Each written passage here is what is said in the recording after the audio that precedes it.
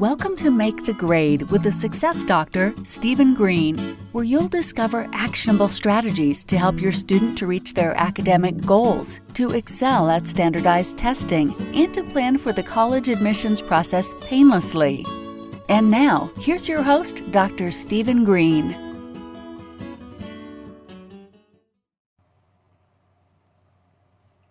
Well, good evening, everyone. Good evening, everyone, and welcome to our live event. Yes, let's hear it. All right, so I'm going to take a minute or two to let everybody just kind of settle in. I'm going to get into the situation here. It's going to take a couple seconds for our, here we go. Make sure the technology is working. We got a lot of moving parts here. So I want to make sure everything's working before we get too deeply into this. But I want to welcome everyone. We've got some good numbers already. Thank you for taking some time tonight and participating in our event. I'm going to get into some of the details in about 30 seconds. So I appreciate everybody showing up. Let me just check one thing here. And there we go.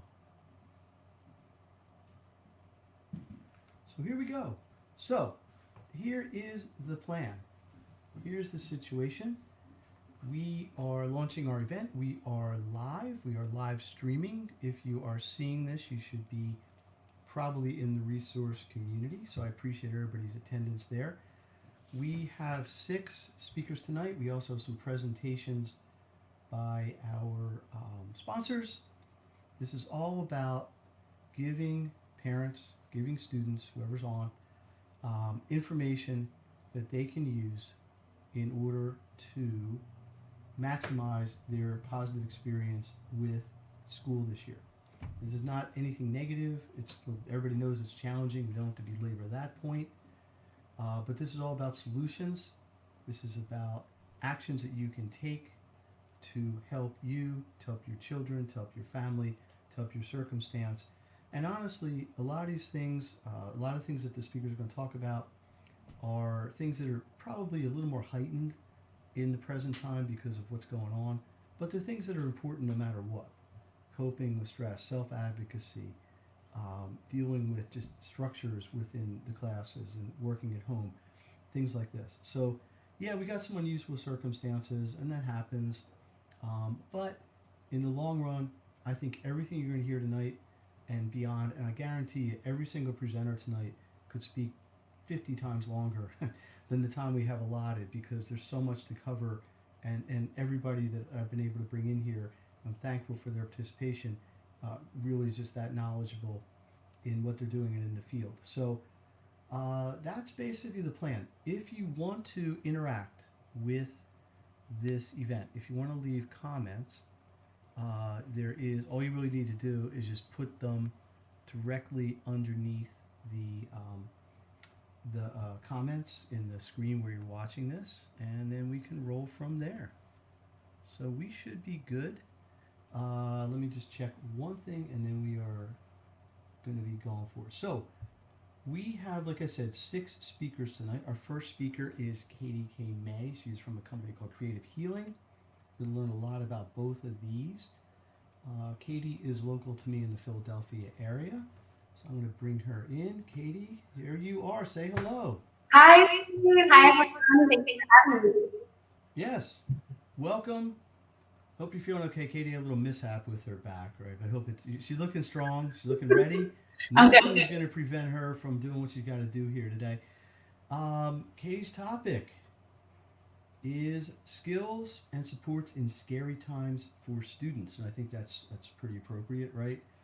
So I'm just going to turn it over to you, let you do your thing, and yeah, you got about 10-12 minutes here, and we will bring it back, take some questions, go from there. So Katie May, you are on. Thanks for leading off, and I'll see you in a few minutes. Absolutely. I'm going to try to share my slides. If it doesn't work, I'm just going to talk and share. So I'm hopeful that maybe somebody can confirm for me whether or not. No. Okay. So slides are not working, but I can absolutely send them out afterwards if that's something that is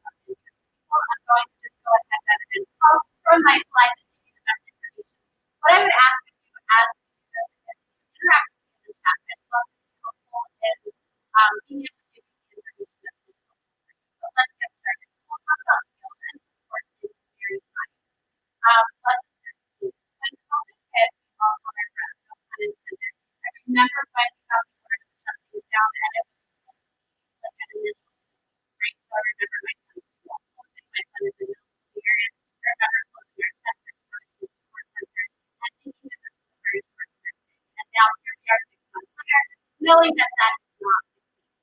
What we heard from our clients in this time was, I just want to get back in a routine. I want more, I want better sleep, I want to see my friends. The thing that I heard that was the most salient of everything throughout that time was, I have all of the parts that suck and none of the parts that are fun. So all the parts that are hard, all the parts that are stressful, and none of the fail of seeing my friends, of eating lunch with them, any of the things that really make it worth my day to be in a classroom setting.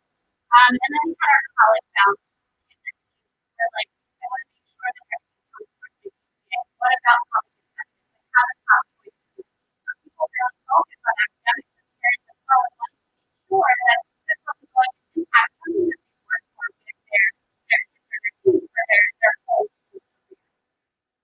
And so what actually happened, despite all of those goals and desires, is that we had a lot of concerns for teens, especially because they were doing everything in one place. They were moving a lot in the day, they were sleeping in their bed, they were communicating, socializing in their bed, they were doing work in their bed. So that the bedroom became a no sleep zone because everything else was happening in that. There was also no motivation, lack of regular schedules, and everything looking exactly the same led to no urgency to complete tasks, no motivation. It was just like, there's no schedule, everything's the same. What's the point? And a sense of hopelessness. And then we had our institutes who were bored and overwhelmed, developmentally, especially teenagers, which is my specialty area, they gravitate towards each other. So they want to be together. Naturally, we as humans are designed to be together and be social. And this wasn't happening. It was leading to sadness, anxiety, and boredom and hopelessness. And so that's where we knew that we had to figure this out. We had to crack it. And so what I think is important to note is that the unknown and a lack of routine is a recipe for anxiety. We see an incredible spike in anxiety because it's very clients putting into the center. And the best thing I can liken this to is, let's say you have a kid who needs math. I myself am not a fan of math. And you said, okay, you have a 45-minute math class. They can get through it because they would know that in 45 minutes that torture would end. And so we're in this situation now where there is no end in sight. And so there's no, I see the light at the end of the tunnel, I can get through this. And we're seeing more hopelessness, more sadness, more anxiety because that itch is never getting scratched. There's no end that they can see. And so that's where my team and I came together and decided we had these 4 areas that we wanted to share with you. Before I go into them, I also want to acknowledge for you as parents how difficult this is, not just for our kids and teens and students. I know myself, every email that I get from the school is forwarded to someone else or deleted. Those 2 actions have become my best friends.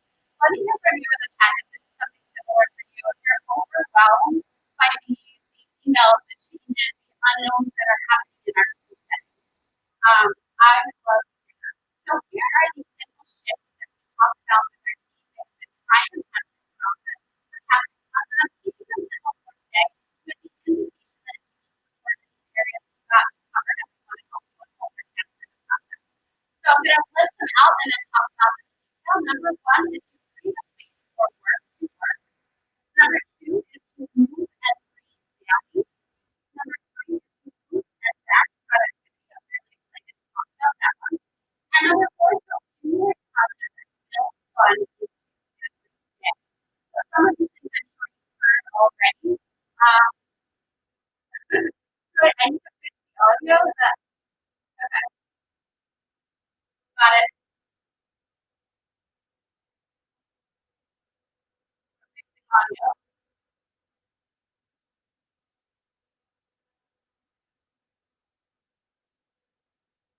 Hey, Kate, hang on one sec. I think we're having some issue with your audio. Your mic's not picking up correctly.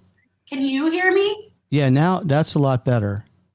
Okay. I don't know if you adjusted something or not, but I turned up my volume, but I didn't know that impacted the mic as well. I'm not sure, but it was kind of given every second and third word. So I want to make sure I was hearing it probably better than most people, but you may want to backtrack a little bit and, should I start completely over? I can do that if you want me to. Yeah, just talk fast. I can talk fast. Okay. That sounds better though, so I appreciate it. Sorry for interrupting you. No, I'm sorry. Okay, can I get a thumbs up or somebody tell me that they can hear me so I can start and actually give you this information? Somebody let me know. I'm going to start and I'm going to look for somebody letting me know they can actually hear me. Can you hear me? Okay, good. All right, great. So we're going to talk about skills and support in scary times. I'm going to talk fast to get us through this information. So when COVID hit, what we heard at our Teen Support Center were students, kids and teens who wanted things to go back to normal. I just want to be in a routine. I want to do more. I want to sleep better. I want the fun parts of school back along with the parts that cause stress. That was one of the biggest and most salient things that I heard throughout my time in supporting teens was I have all the parts of school that suck, all of the work, all of the stress, and none of the payoff of seeing my friends, eating lunch, having those after school activities. I want to make sure I'm still on track for college. I have a first choice college. I've been working so hard to get to this point. Was it all for nothing? Is it all going away? And so those were the goals. That is what we were looking at when we started about 6 months ago. And what actually happened was kids weren't sleeping. Lack of movement and activity coupled with almost every event taking place in the bedroom created a no sleep zone. There was no motivation. The lack of regular schedules and every day looking and feeling exactly the same led to no urgency to complete tasks. It was a mundane, every day looks exactly the same. Kids and teens were bored and overwhelmed. They valued connection, activity, creativity. They were now confined to one space and isolated. There was sadness and loneliness. And the best thing that I can compare this to, this unknown and lack of routine and lack of connection. Let's say you have a kid who hates math. I myself don't really like math that much. And you said, okay, math is only 45 minutes. You can do anything for 45 minutes. There's a light at the end of the tunnel. We can get through this. For most kids, they'll be able to grit and bear it at that point. But if there's no end in sight, kids become more hopeless. They become tearful. They become frustrated. And it becomes this accumulating experience where it's harder and harder to cope with what's in front of them. And so I also want to acknowledge that for parents, this is a difficult process. The million emails you're getting a day from your school, your kid's school, things are changing. Here's what to expect. Here's what to know. Here's how to log in. Here's where the internet is down. I know I'm dealing with it and I'm forwarding and deleting a lot. They've become my two best friends, my two best actions in this case. And so we as a team wanted to come up with some simple shifts to help parents and teens and school-age kids in this time. They've been tried and tested throughout this quarantine, and they seem to be working really well for our clients. So I'm going to list them out and then describe them in detail. Number one is to create a space for work to work. Number two is to move and breathe daily. Number three is to boost and batch productivity. I'm really excited to talk about that one. And number four is to accumulate positives and build fun into every day. So simple shifts, because so much has changed. We're not trying to complicate things. We're trying to make things work better for you to be effective, which is one of the values of our center. So create a space for work to work. What I want you to know is that a separate space than the bedroom is ideal because it cues the brain for work rather than rest. We call this stimulus control. When you go upstairs and you get in your bed, it tells your brain it's time for you to go to sleep. But if you do everything from your bed, your brain never learns when it's actually time for sleep and it starts to get confused. Similarly, working from your bed confuses your brain. It makes it harder to sleep. We're big on brain science. And so even if your kid does not have a separate room to do their work, a separate environment like a dining room table, doing work at a desk in their room or even on the floor next to their bed is better than doing everything from the bed. The other thing I would say is that this creates a predictable routine and it minimizes distraction. It's much easier to get work done when you're not in your bed with your phone next to you and your recreation, whatever, Netflix and all of those other things, and you have one space for work, one space for sleep, and one space for recreation. That is ideal. Next, we talk about moving and breathing daily and with intention. So it is not new news that consistent daily movement is linked with more restful sleep and reduced anxiety and depression. What I like to teach as one of the first skills for clients that are coming into our center is the stop skill. And that is when you notice tension start to rise. You notice those thoughts that are saying, I can't do this. This is too much. Just forget it. You notice the frustration and the anxiety. That's when we want you to stop. And this is an acronym. The S stands for stop, literally freeze and don't move a muscle. The T stands for take a breath or take a step back. With some of my kids, they literally actually need to take a step back, and we practice this in session. The O is for observe. Observe what's happening inside your body. What do you notice? Where's the tension? Does it feel like your blood is boiling? Does it feel like you have urges to run or throw your books or get out of the room? And then the P is for proceed mindfully. What do you want to do? What kind of choice can you make so that you are effective in this situation and it's not making your life harder or worse in the long run? Now, this is a skill and a muscle to practice. It doesn't come easily that first time, but it is something that we found really helpful to increase the awareness for our clients in how they're noticing their emotions and then communicating them to their caregivers so they can get accurate support.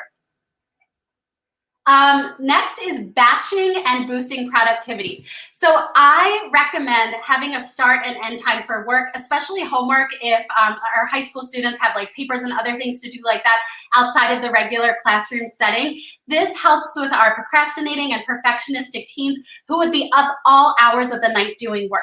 So I'm a big fan of tracking, and I really suggest tracking, using a log to track how much of my time that I'm quote unquote doing work, I'm spending doing work versus procrastinating. And then I like to get a productivity percentage. If I'm spending 85% or more of my time actually doing work and getting things done, I'm in good order. If it's less than that, we need to revisit. Because what happens is we start to fall into this like illusion of doing work. We pretend that all of that frustration and all of that, oh, I need to do this, and going over and over in our head is doing work, and it's not. It's the illusion of work, and it's not helpful.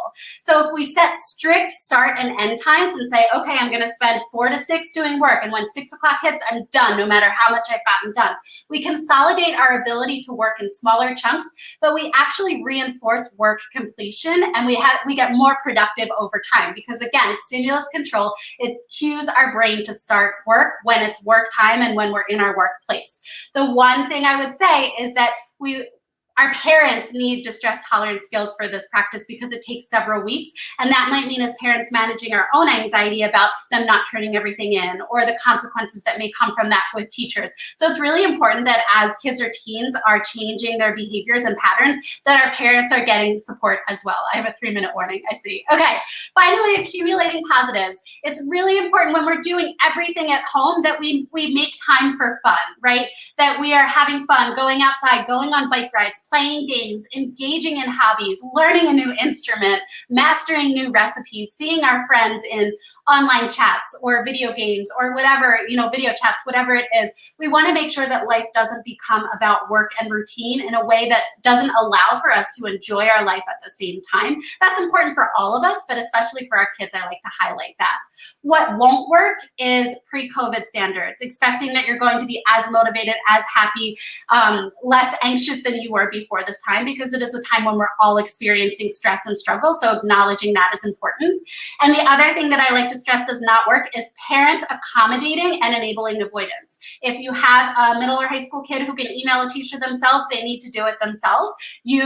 Sending emails to tell their teacher they're too stressed out and they can't do it is actually accidentally reinforcing the message that they're not capable. So it's lowering their confidence in a time when it's really a great learning experience and life-building experience for them to have those opportunities.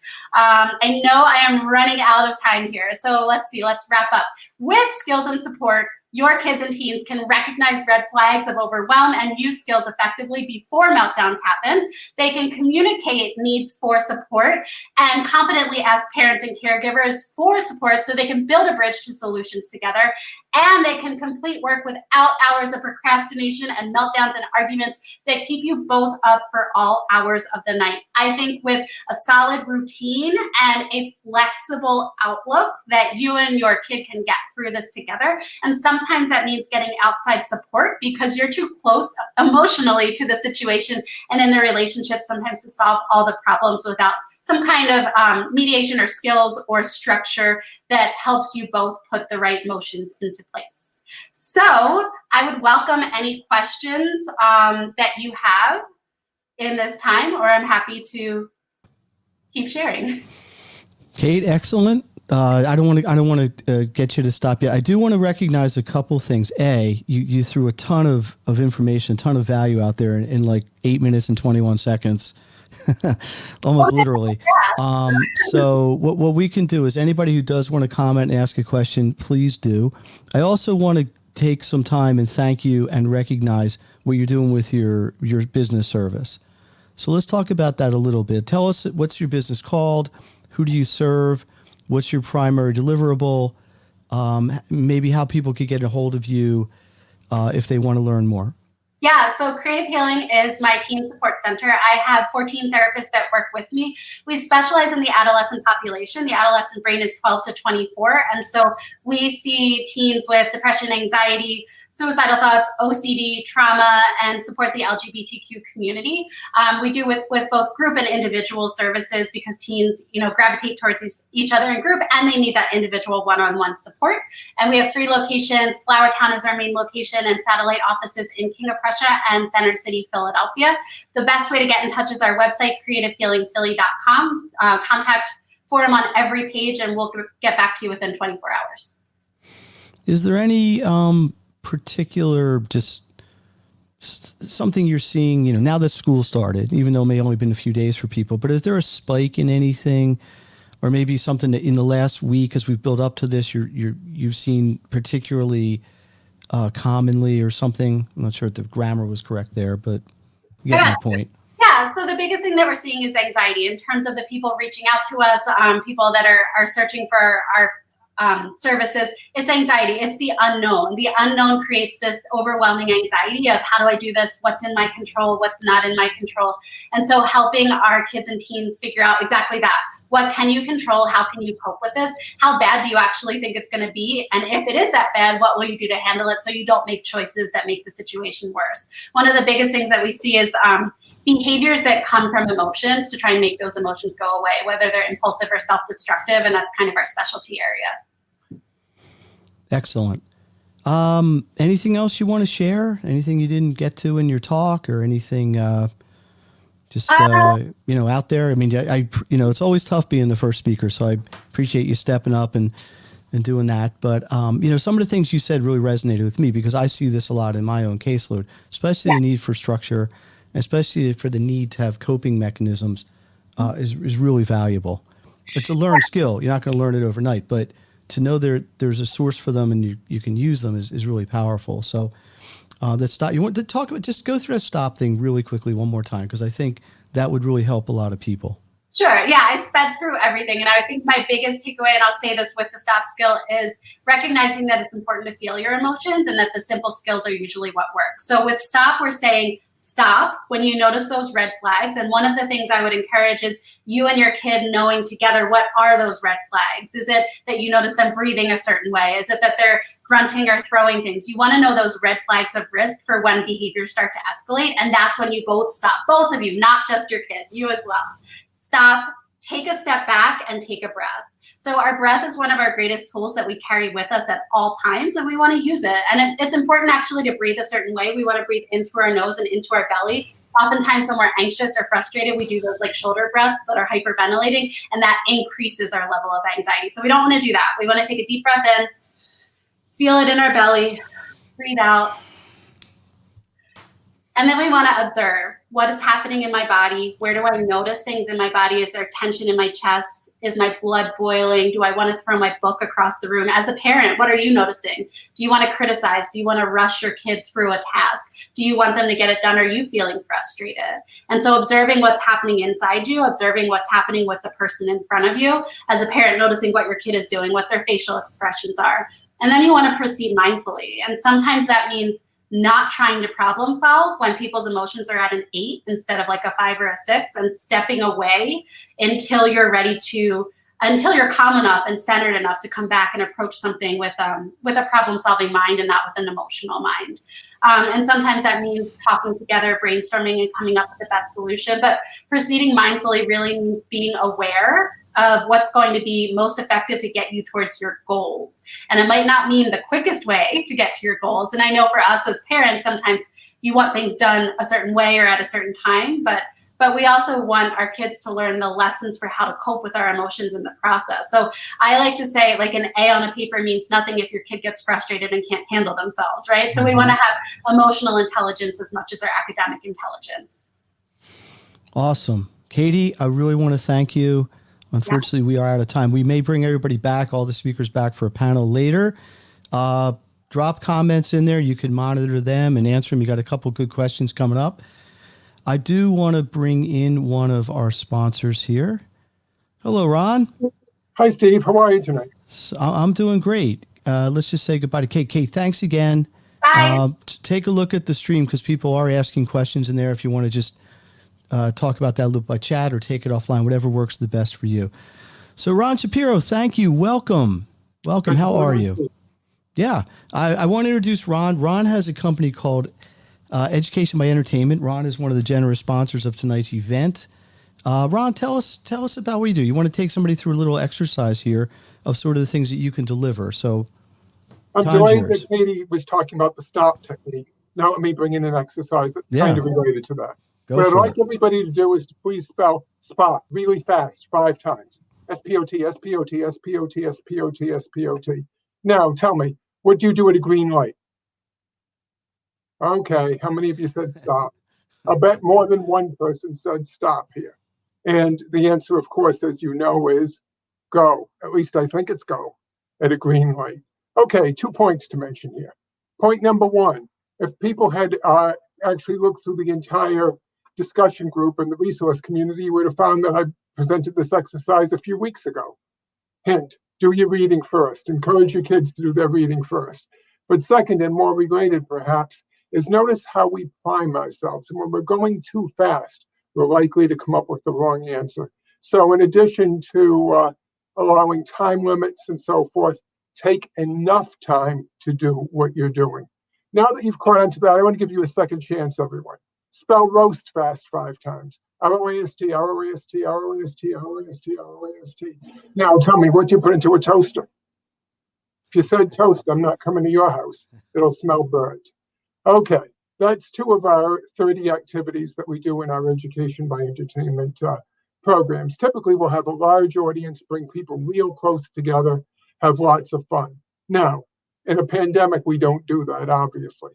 But there is something we can do. We can do these activities with our own families. So what I'm offering today to members of this community is the opportunity to meet with me one-on-one.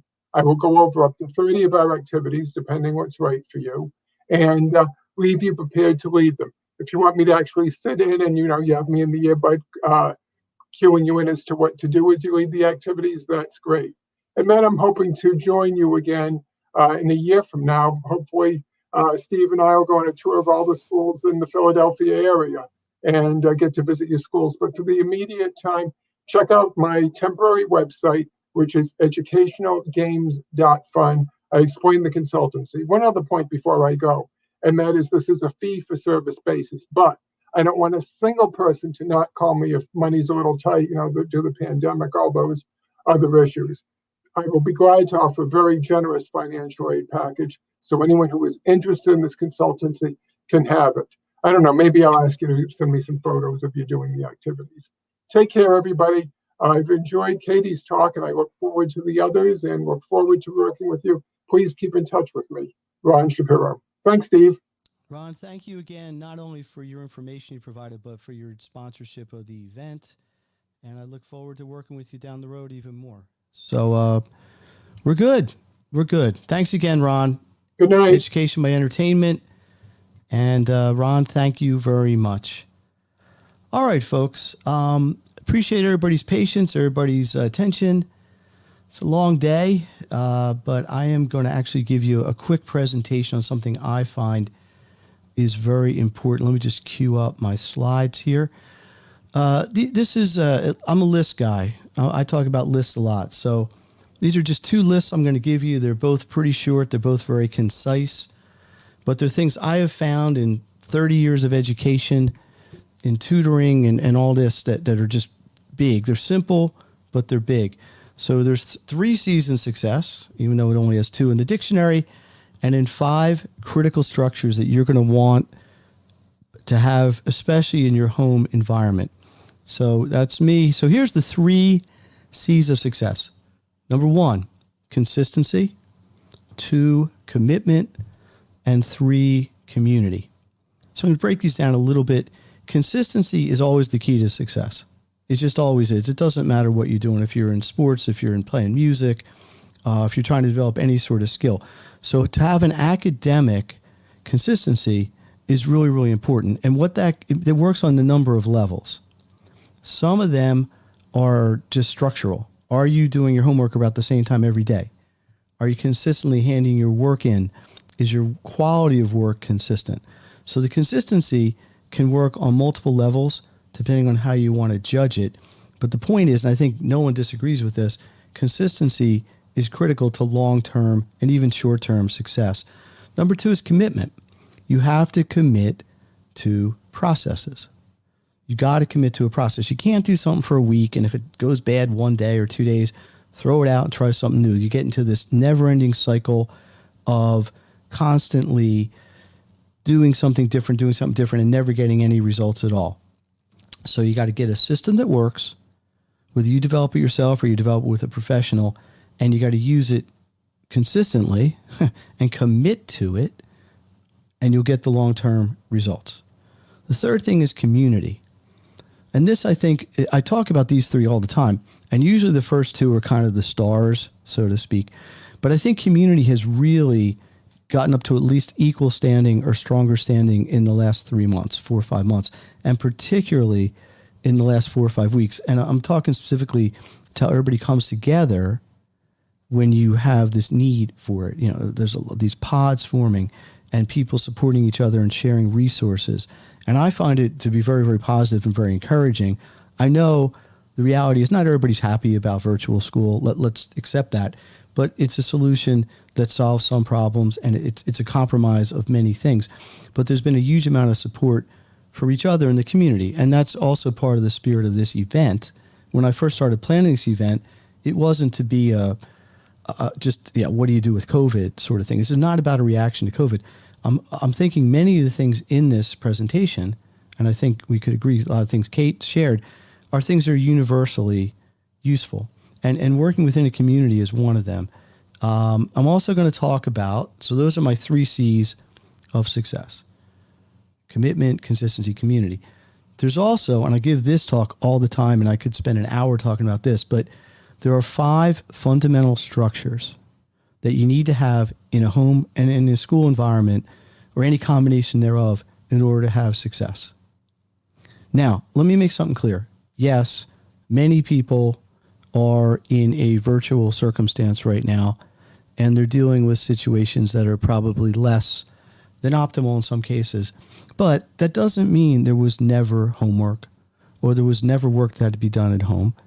Children went to school 8 to 3:30, whatever, came home, and they still have 4 or 6 hours that they need to work at home. So even when things normalize and return back to whatever we're going to call normal, these 5 structures are still going to be very important, although I think they're acutely important right at this moment. So we have a physical structure. Physical structure, everything has to be in place. So I have a picture of a hurricane, because it's the same thing. If everything isn't where it's supposed to be, the warm air going to one way, the cold air going the other way, the eye and all this stuff, it's kind of a miracle of nature in a sense. But in the school sense, your physical structure has to be in place. It's simple things. Your desk, your lighting, your hardware, your computer, having a pencil, having access, having the things that you need all in one place. Then you've got the environmental things of your structure, the sound, the light, making sure it's a good functional workspace. I've seen kids, because I've done a ton of virtual tutoring in the last 6 months. I've done it for many years anyway. They're sitting on their bed, with pillows behind them, whatever. Physical structure, very important. Number 2, temporal structure, time structure, managing your time. And this, when I work with students, is probably the biggest thing that we adjust, especially in the beginning, is structuring your time to be efficient and to be working along with a plan. You don't want to spend 50 minutes on something that should take you 15. So there's a lot of structure that can happen. Planning your day out, planning your night out, planning your homework out, planning your virtual day out, planning your homeschooling day out to get the most structure from it. The third one, is academic structure. Now, often or expectantly, the academic structure is coming from the school, from the teacher, from the instructor.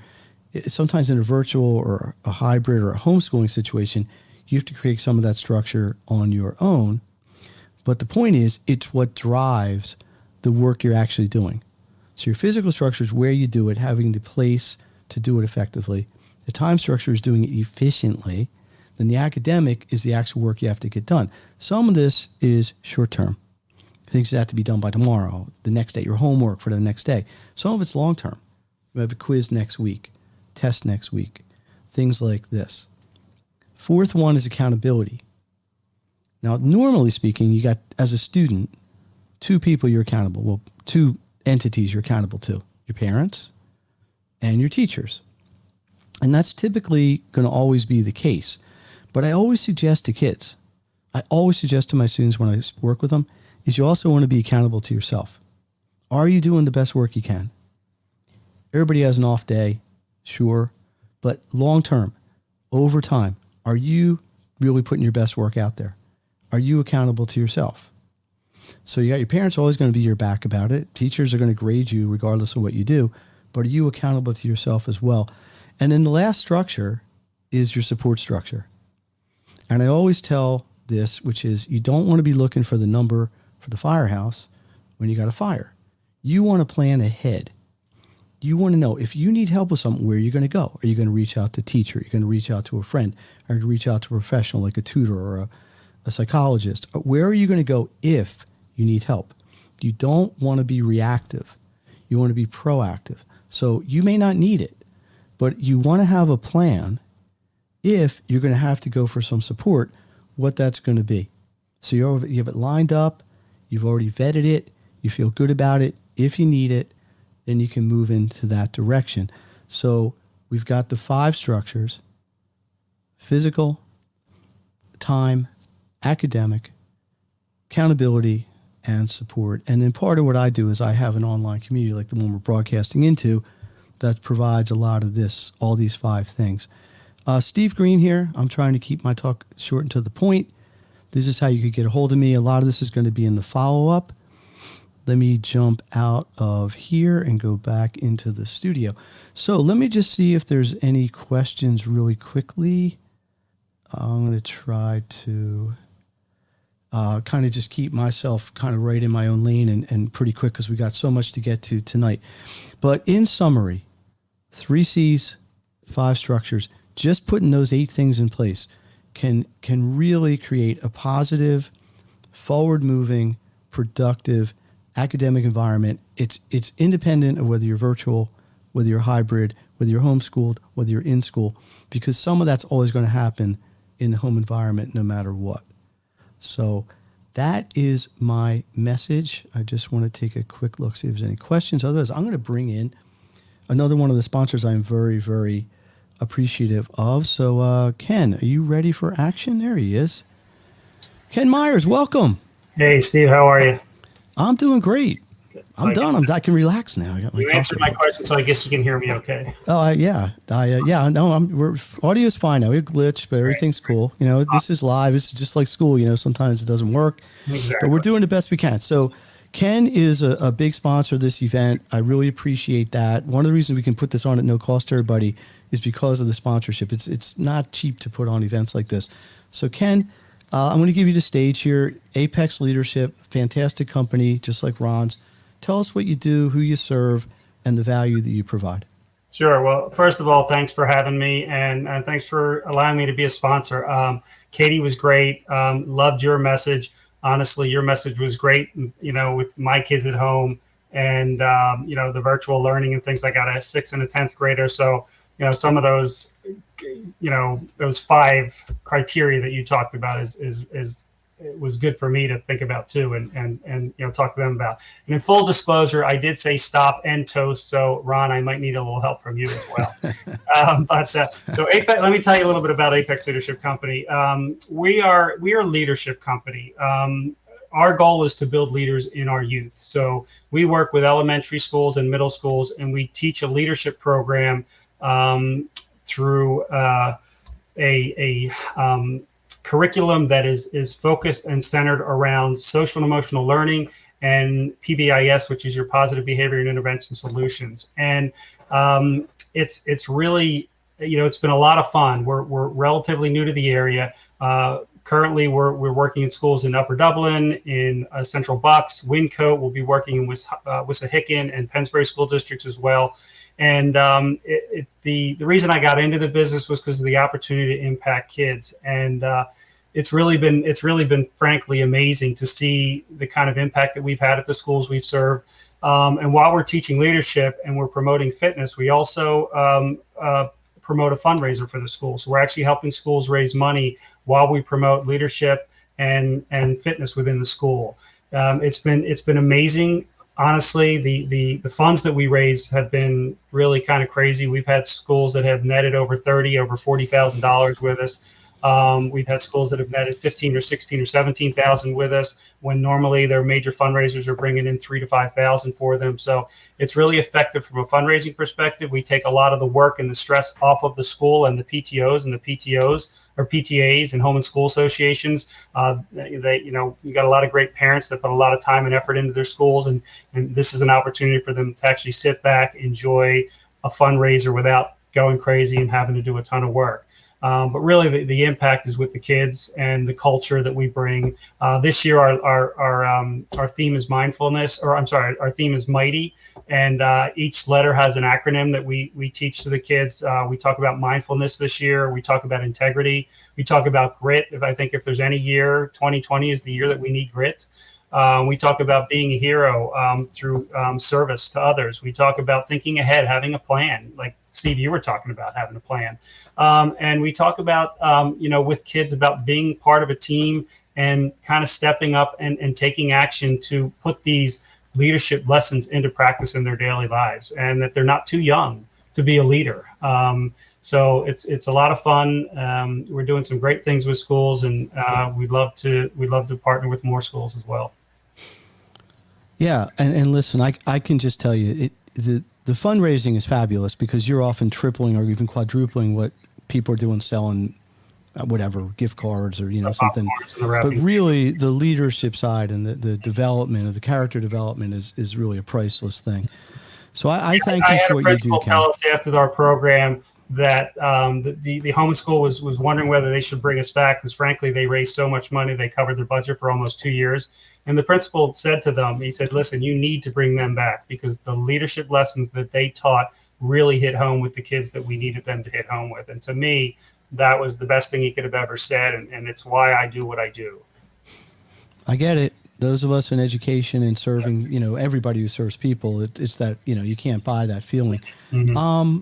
Just really, really quickly, who would you want to be connected to? Like, who is your decision maker point person if you were going to reach out? PTO chairperson? Yeah, PTO, the folks, the parents on the PTO boards, the moms and dads are on those, the home and school associations. Those are really the ones that tend to make the decisions about the fundraising events. And that's generally how they look at this as a fundraiser, but it's really so much more than that. But the principals as well, because we literally go into the school for 2 weeks while we're interacting with the kids and we're teaching these lessons. So the principal certainly needs to be on board and understand that we're coming in to the school and we're on campus for 2 weeks. So, the parent organizations and the principals are really the two main folks we need to talk to. All right. Ken, again, Apex Leadership, thank you for your sponsorship. Thank you for your contribution to the community. Hang around. We're going to bring in our next speaker here. Hello, Sarah. Thanks, Steve. Thanks for having me on. You got it. We'll see you soon. Sarah, hello. Hello. You ready for action? You ready to rumble?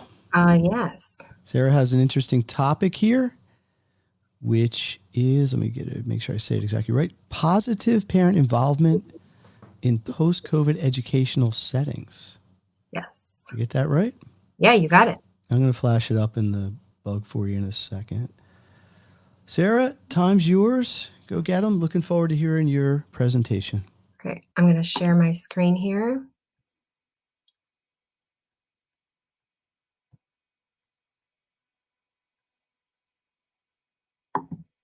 Oh, it's not coming up. Try that again.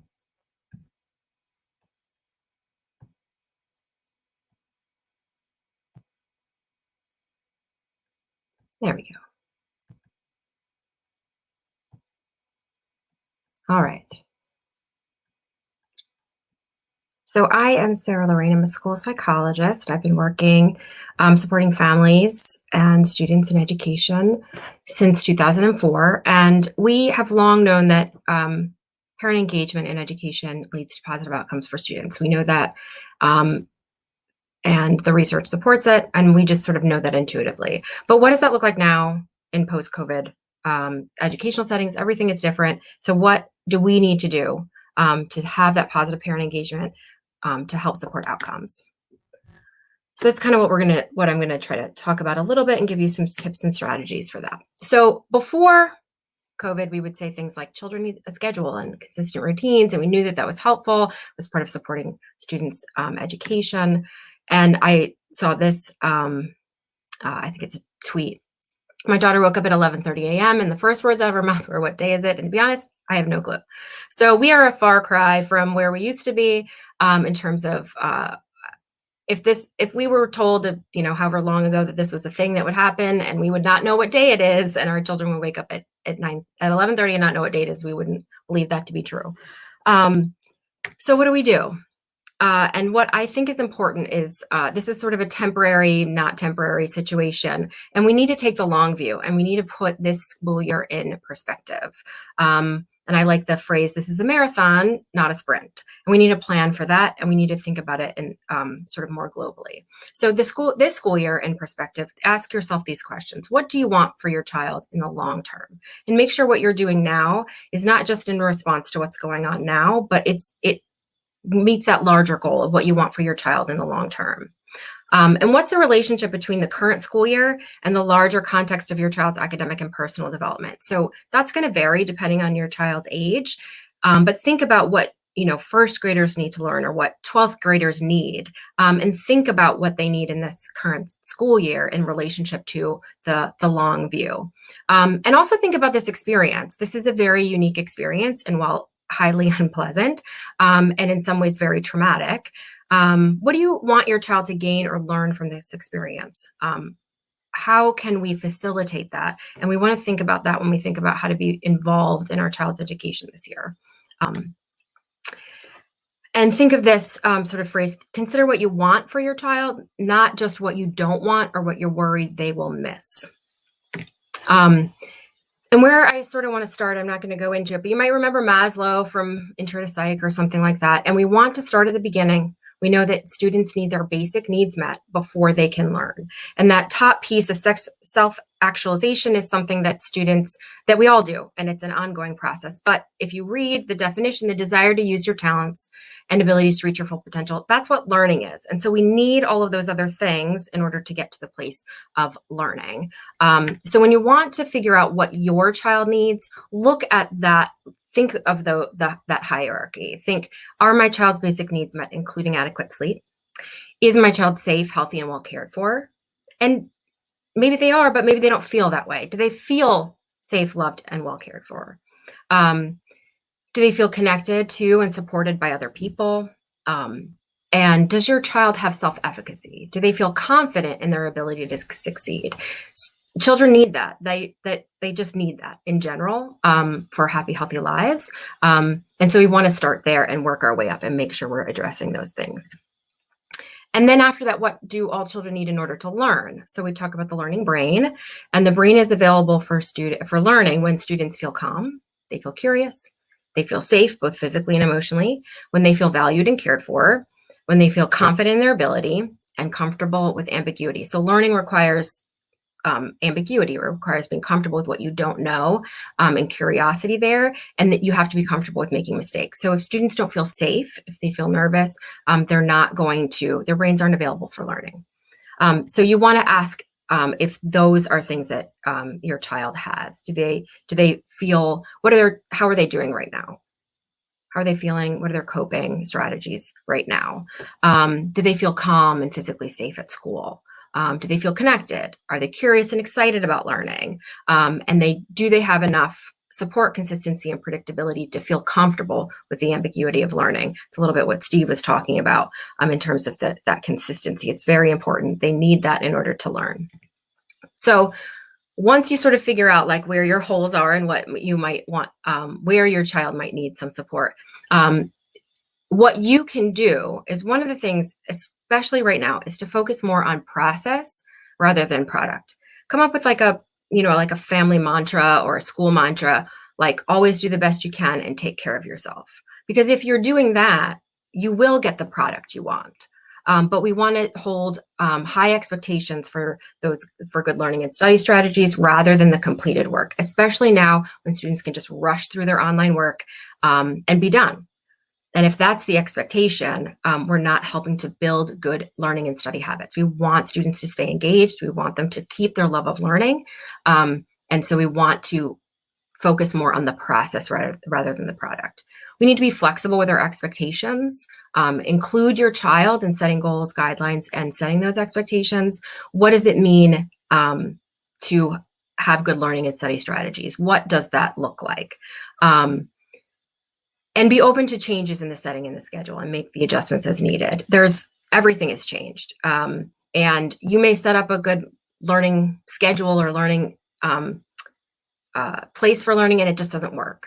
Make sure that you're open to change, you're flexible, and create opportunities for self-monitoring and visual representations of success. So sort of checklists or reaching towards a goal where they can sort of cross something off or monitor. We really need, with a lot of the virtual settings, we really need to create environments where students are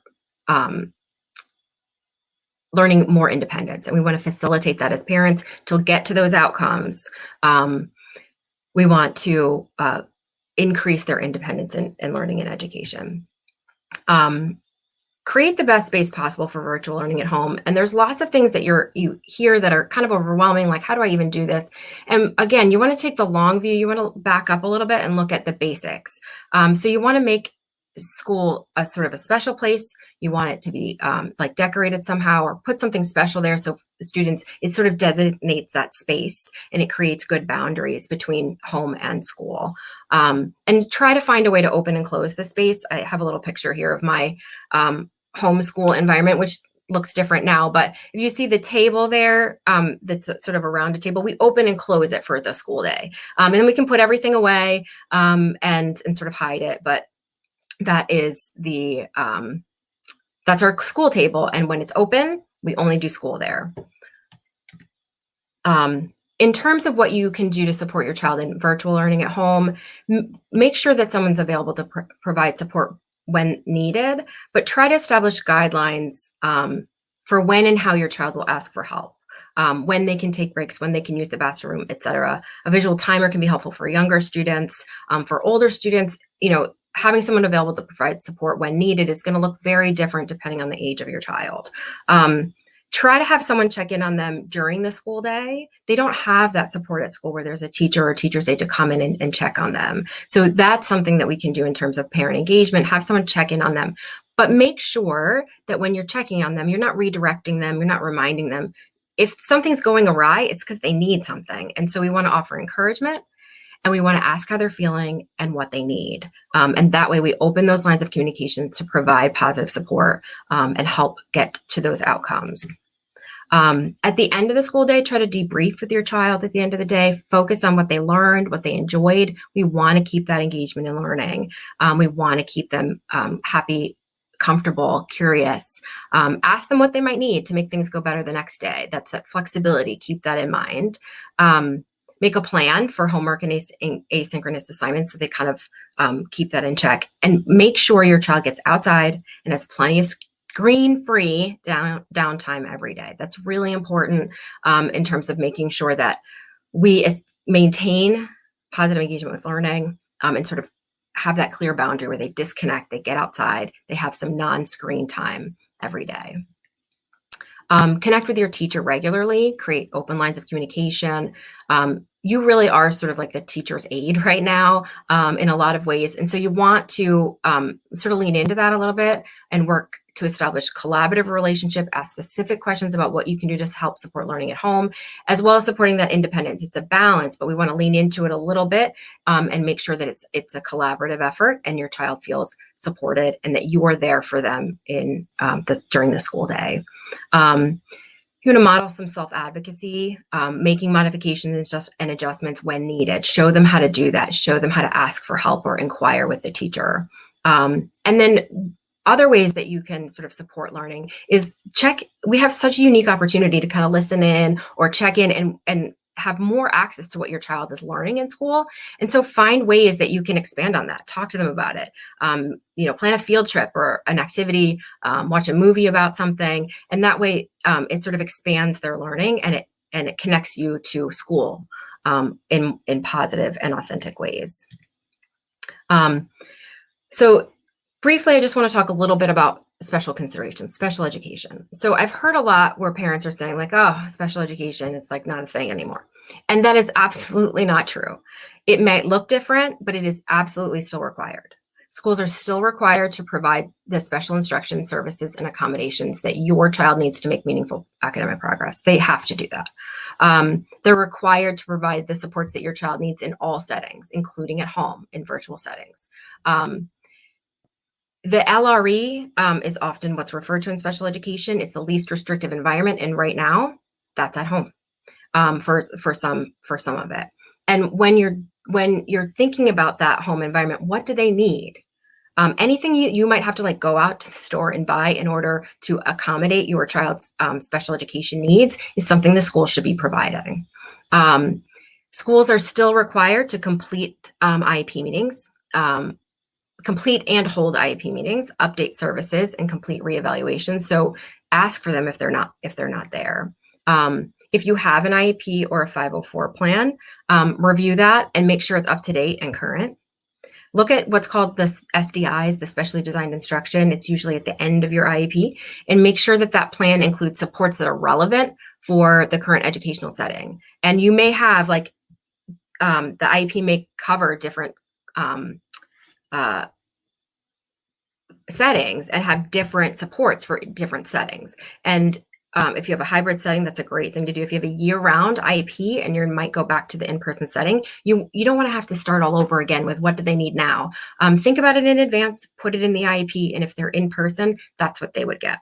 And remember, you're a required member of the IEP team. You can call a meeting anytime and talk about whatever it is that you need. If you don't have a child with special education services now, but you were concerned before things closed, or you are concerned now, schools are still required to find and identify students who are struggling to access the curriculum. And they need to provide interventions, monitor progress, and conduct initial evaluations. They are still obligated to do that. So if you are concerned about your child's learning, their rate of progress, their ability to access the curriculum in any of the settings at home or in hybrid and in person, request a meeting with the classroom teacher first. Ask about the school's multi-tiered system of supports. It's often called MTSS or RTI, the response to intervention. And that's where they have just a little, it's before special education services, but they offer additional supports, interventions, and monitoring for students who are struggling. And then after that, if that is insufficient to address the needs, the referral for special education evaluation is the sort of the next stage of the process. If you're ultimately concerned, just submit a formal request in writing for a special education evaluation, and they're still obligated to provide those services. All right. Sarah, I want to flash one question we got up here very quickly, if you could address this. Yeah. And then we are up on time. So this is a question from one of our sure. audience or whatever. So they're saying their daughter is wandering off and getting snacks while teacher's teaching. Yes. Not sure if this is an issue. What are your thoughts here? So the thing to do is to try the best that you can to figure out how to involve your child. That's the first thing to do. So like when you're setting up the space, when you're deciding where to be in your house, you're logging into school, you want to try to create as much excitement as possible. And how cool is this? We get to be at home. So we get to go up and get snacks and like talk through the reasons why that's great and the reasons it could be an obstacle. So like what could happen if we get up and get snacks too much? And so the child sort of understands and ask them like, how can we, what are some guidelines? Like what should our expectations be? Have your child come up with those for herself And also ask her, like, why are you getting up getting a snack? Are you bored? There could be something going on. I'm tired. I'm sick of sitting here. The teacher keeps telling me to sit up straight. Like you want to ask what the need is. Like the idea that all behavior is meaningful. So it's telling you something. It's communicative. So ask about it and see what's been going on. I think it begs the question. I'd be interested in your opinion on this. Is obviously the environment at home is not the same as sitting in a classroom. Like sitting in a classroom, a child Right. isn't going to get up and go get a snack, presumably. Right. So I think there's a line, how much do we enable or let kids kind of be kids, right? And how much do we want to compel them to be like they would be in school, particularly a child who has some kind of accommodation, maybe has a attention issue or, their, inability to sit still. But you have any thoughts about that? Well, I had mentioned we need to change our expectations. We want to talk about process, not product. And I think that it's very confusing for students, for children to say, oh, we're not going to school. We're going to have school at home, but you have to pretend that you're in school.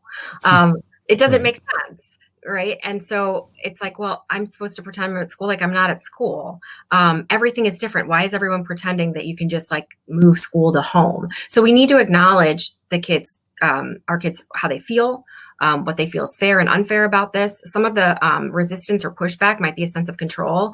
Like we all are feeling a little claustrophobic and blurred boundary lines of working at home and everything else. And so our kids might feel that ways too. And so the idea of creating those boundaries, some of the things you were talking about with consistency, you want to have that dialogue with your students. And again, looking at the long game. Like, do we care if she's getting snacks? No, we care that she wants to learn, right? Like, keep that in mind, that what we don't want is to sort of squash any love of learning or sort of ruin what's really cool about being able to go to school in your pajama bottoms, right? Because no one's going to see that part. Except on pajama day. Yeah, right. If there is one these anymore. are things that we want to embrace what's kind of cool about it or what's unique about it, and things we can kind of get away with. And we want to be like, well, no, we're not going to bring toys to school. I know they're right there, or the snacks or the whatever. No, we're not going to look at Facebook while we're also learning, because that's not learning. Like going to school in our pajamas is a cool thing we can do because we're at home, where we just put a shirt on and it just looks like we got dressed.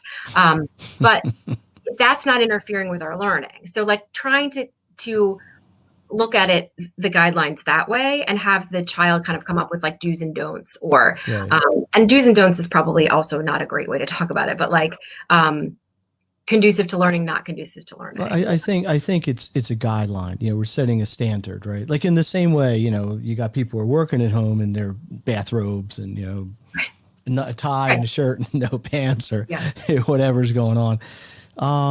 All right, Sarah, excellent information. I like everybody else. I'm sure you could have thrown another hour and a half worth of stuff. I put in a couple other things that I wanted to talk about if I had a few minutes, but the only thing I want to say is just about that safety piece, making kids feel safe. Make sure that when they ask questions about COVID, about safety, about going to school and being safe, that you answer them honestly and you give them what tools they need to keep themselves safe. If you are honest, if you give them all the information, answer the questions they have as developmentally appropriate, so that when they do go to school, no, it's not safe, but here's how you can be safe. Here's how you can keep yourself safe. Or it is safe, and this is why it's safe. This is how it's safe. These are the risks, but this is how it's safe, so that they really know and they can feel safe, because that safety is a big deal and something that we're struggling with outside of the home setting. Yeah, it's a big communication thing. I mean, there are opportunities in this craziness to bond with kids, to establish communication channels. So it's not going to doesn't all have to be negative. All right, Sarah Luane, thank you very much. We've got our next speaker on deck, and I want to bring her in. Hi, Samantha. How are you? Hi, I'm good. How are you? Can you hear me okay? Yeah, I can. Yay. You're good. Wonderful. So Samantha coming all the way from Long Island. That's right. Yeah, so it's good. So listen, I'm just going to let you go. Sure. Let me get your kind of bio on here. And I want to acknowledge Samantha is not only a talented speaker with some great info, also one of our sponsors of our event. So thank you for that. We'll get into that a little bit towards the end. So where's my little timer? You ready to rumble? I am. All right. Listen, folks, if you have questions, just put them in the comments underneath. Try to flash some up. We'll get them answered if you can. But Samantha, you are on. Great. Thanks, Steve. And thanks for hosting this. This is such a great opportunity for people to get together, especially to talk about kind of this back to school and this virtual concept.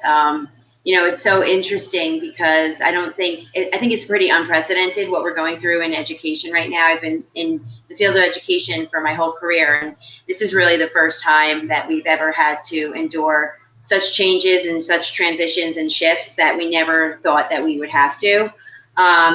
And so, I think with that comes a lot of uncertainty, a lot of disruption, and just confusion about what is best and how it's best when it comes to teaching and learning right now. So, I thought it would be important to focus on the topic of self-advocacy, and how the development of self-advocacy skills is not only important, but how it's impacted by virtual learning. I love that tweet that Sarah had put up, because I think it's so current and really speaks to what's going on right now and how everybody is feeling. And I think of what we see over and over and over again with the clients that we work with and the students that we're interacting with is that home is not school and school is not home, and those two places were never intended to be the same place. But right now, for many students, it is in some capacity. School and home is the same place. And if you really kind of unpack that and deconstruct it and think about it, what is school? School is a structured environment where you know where you need to be at all times, how to focus, where you're sitting, who you're with, how you're interacting. And your day is pretty structured from the beginning to the end, and you're shifting and you're moving and you're learning and you're questioning, and the day goes by very dynamically. And home is a time to take it all down, right? We relax at home. We're unstructured at home a lot of times, relatively speaking to school. It's time to just breathe, spend time with your family, relax, spend time with yourself, decompress. But now we're asking our students to do those two things in the same environment. And what we've noticed with a lot of our students is that it's very confusing. And you kind of see it, right, with the question that we were just talking about, and is, with the student that was getting up and getting snacks while the teacher is teaching. Well, she's trying to do school in the home environment, and that's not she's trying to do school, and that behavior is not out of the ordinary for a home behavior. So, the lines are blurred. But the reality of the situation is that at some point we're going back to school. The kids are going to transition back to in-person, and they really need to be ready for that. And so, as much as we can emulate what's going on in the school environment, we want to try to emulate that at home as much as possible. And self-advocacy is one of those areas where we really see students be able to develop self-advocacy skills in school. But now that they're out of school, how can we kind of emulate that while they're at home and continue the process of learning how to self-advocate? And so, before I go on with that, I just want to give a brief definition for the audience out there of what self-advocacy is. Self-advocacy, I have to tell you, I've been in the field, again, for a long time, working with students as early as elementary school through college and adulthood. And self-advocacy is one of those critical areas for individuals to be successful when they become independent young adults. It's very difficult to be your optimal person if you can't self-advocate. So self-advocacy is one's ability to be able to speak on behalf of themselves. And so it's your ability to recognize who you are as a learner, understand your strengths and relative weaknesses, understand and recognize when you're struggling or something is posing as a barrier to yourself, and then activate yourself into some sort of a help-seeking mode. So where do I go? I've run into a problem and I need to get help for it. And so you recognize that you need help. You know where to go to get that help, and then you communicate that you need the help and follow through with it. So that's kind of like this self-advocacy cycle that's really important. And if you think about it as an adult, there's so many things that we do in our lives where we rely on other people to help us be our best selves, whether it be on a project at work or whether it be at the gym when you're trying to, change up your routine, whether it be when you want to vent to a friend of yours with a personal issue that you're struggling with. Being able to say, I'm struggling with this, what would you do? Can you help me? Is a critical skill to have to be a productive and happy adult. Now, developing self-advocacy skills really comes into conflict when we're doing a lot of work at home. As parents, we want to kind of hold on to our kids. We want to protect our kids, and we want to do for them to make them happy and make them comfortable. And so, self-advocacy is really all about becoming more independent. Yet when they're at home, a lot of times we naturally gravitate towards doing things for our kids, but also at the same time, they're relying on us to just do for them. And so we want to just make sure that as we go through the virtual school experience, that we're using that as a really good opportunity to continue to develop self-advocacy skills. So we know virtual school is not the same as in-person traditional school. It's less structured. It's much more linear. It's less dynamic. There's an increased need to self-monitor and to pace yourself at the work. And there's less immediate feedback from the teachers. And so when you're sitting in a classroom and you're working, you're told where you need to be at all times, typically. And if you need help, you can raise your hand. You can interact with the teachers or your classmates, and you can naturally and organically work on those self-advocacy skills that are and practice those self-advocacy skills that are really helpful as you get older. Now, with a virtual format, there's less of that immediate interaction. And so students might be less hesitant, might not know where they need to go for help, and might be much more hesitant to figure it out because it's harder to recognize what are the structures, the support structures put in place for me. Usually it's a teacher in a classroom, and now I'm sitting in front of a computer with a Google document open. So what do I do? And their first immediate reaction may be go to their parents. And the second reaction might be for the parents to do for them. So what you want to really do in these scenarios is think about how can your students and your children continue to rely on their teachers and on the faculty at the school to ask them questions and get their support and their help on the work that they're doing in class, so that they're learning different systems and routines of how to rely on the environment in an appropriate way so that they receive the supports that they need to get things done. Again, it's they're very used to their parents helping them. And so if we can get them out of the mode of the parents doing it and more in the mode of accessing their teachers and the resources, then it could be very advantageous. The reality of the situation is they may need a little bit of support in order to develop those new systems and routines. So now the teacher's not there and guiding them through kind of the problem solving scenarios. How can they gain access to their teachers?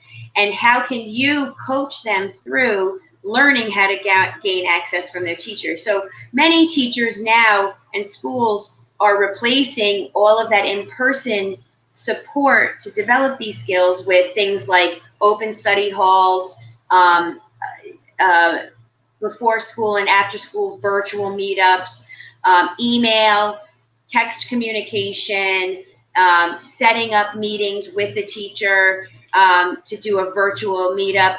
But all of those have several steps that the students aren't necessarily used to doing previously, or have the skill set to be able to do. So again, instead of doing for them, can you as parents guide them through questioning process of how to access help from their teachers? It could go something like this. I see that you're struggling with your math homework. So what would you do if you were in school? I would ask my teacher for help. Okay. So are you in front of your teacher right now? No. Are there other ways that you can access your teacher? I don't know. Okay, well, where can we find out that information? And so you're guiding them through the thought process of problem solving. So I know I have a problem here. My parent has helped me to recognize that I've run into a problem. And now we're going to guide ourselves through the problem solving mode so that we can figure out how we can gain access to teachers. That's very different than, I see you're having a problem with math. Let me email your teacher and see if they can meet with you tomorrow morning before virtual school starts. That's not setting the students up for continuing to develop those self-advocacy skills. What it ends up doing is helping them learn to rely on other people to do things for them. So I think it's just, the overall message is we can still work on self-advocacy even from the home environment, even with a virtual format, but it's just going to look different than it does in the in-person format. And we might need to coach a little bit through those extra steps of, since the teacher isn't accessible right there in the moment where you can ask them for help, what are the alternate options for asking for help? And how do you follow through with those? And then how do you make sure that you're following through with them once they're scheduled? And so, that pulls into that whole executive functioning piece, which we could talk about for a whole nother hour. But, being able to, just understand who you are as a learner, recognize when things are posing as barriers to you, and then activating into a help-seeking mode. Where do I go for help? How do I communicate that I need help, and how do I follow through with accessing that help, are all critical skills that you can continue to help encourage your students to go through as a cycle while they're doing online learning at home.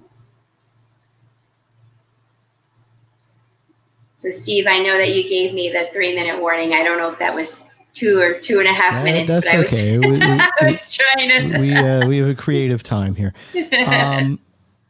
As with everybody who did a little presentation tonight, some really excellent information. Is there just one thing you want to kind of tell people? Because I think parents sometimes, it's hard. I mean, being a parent,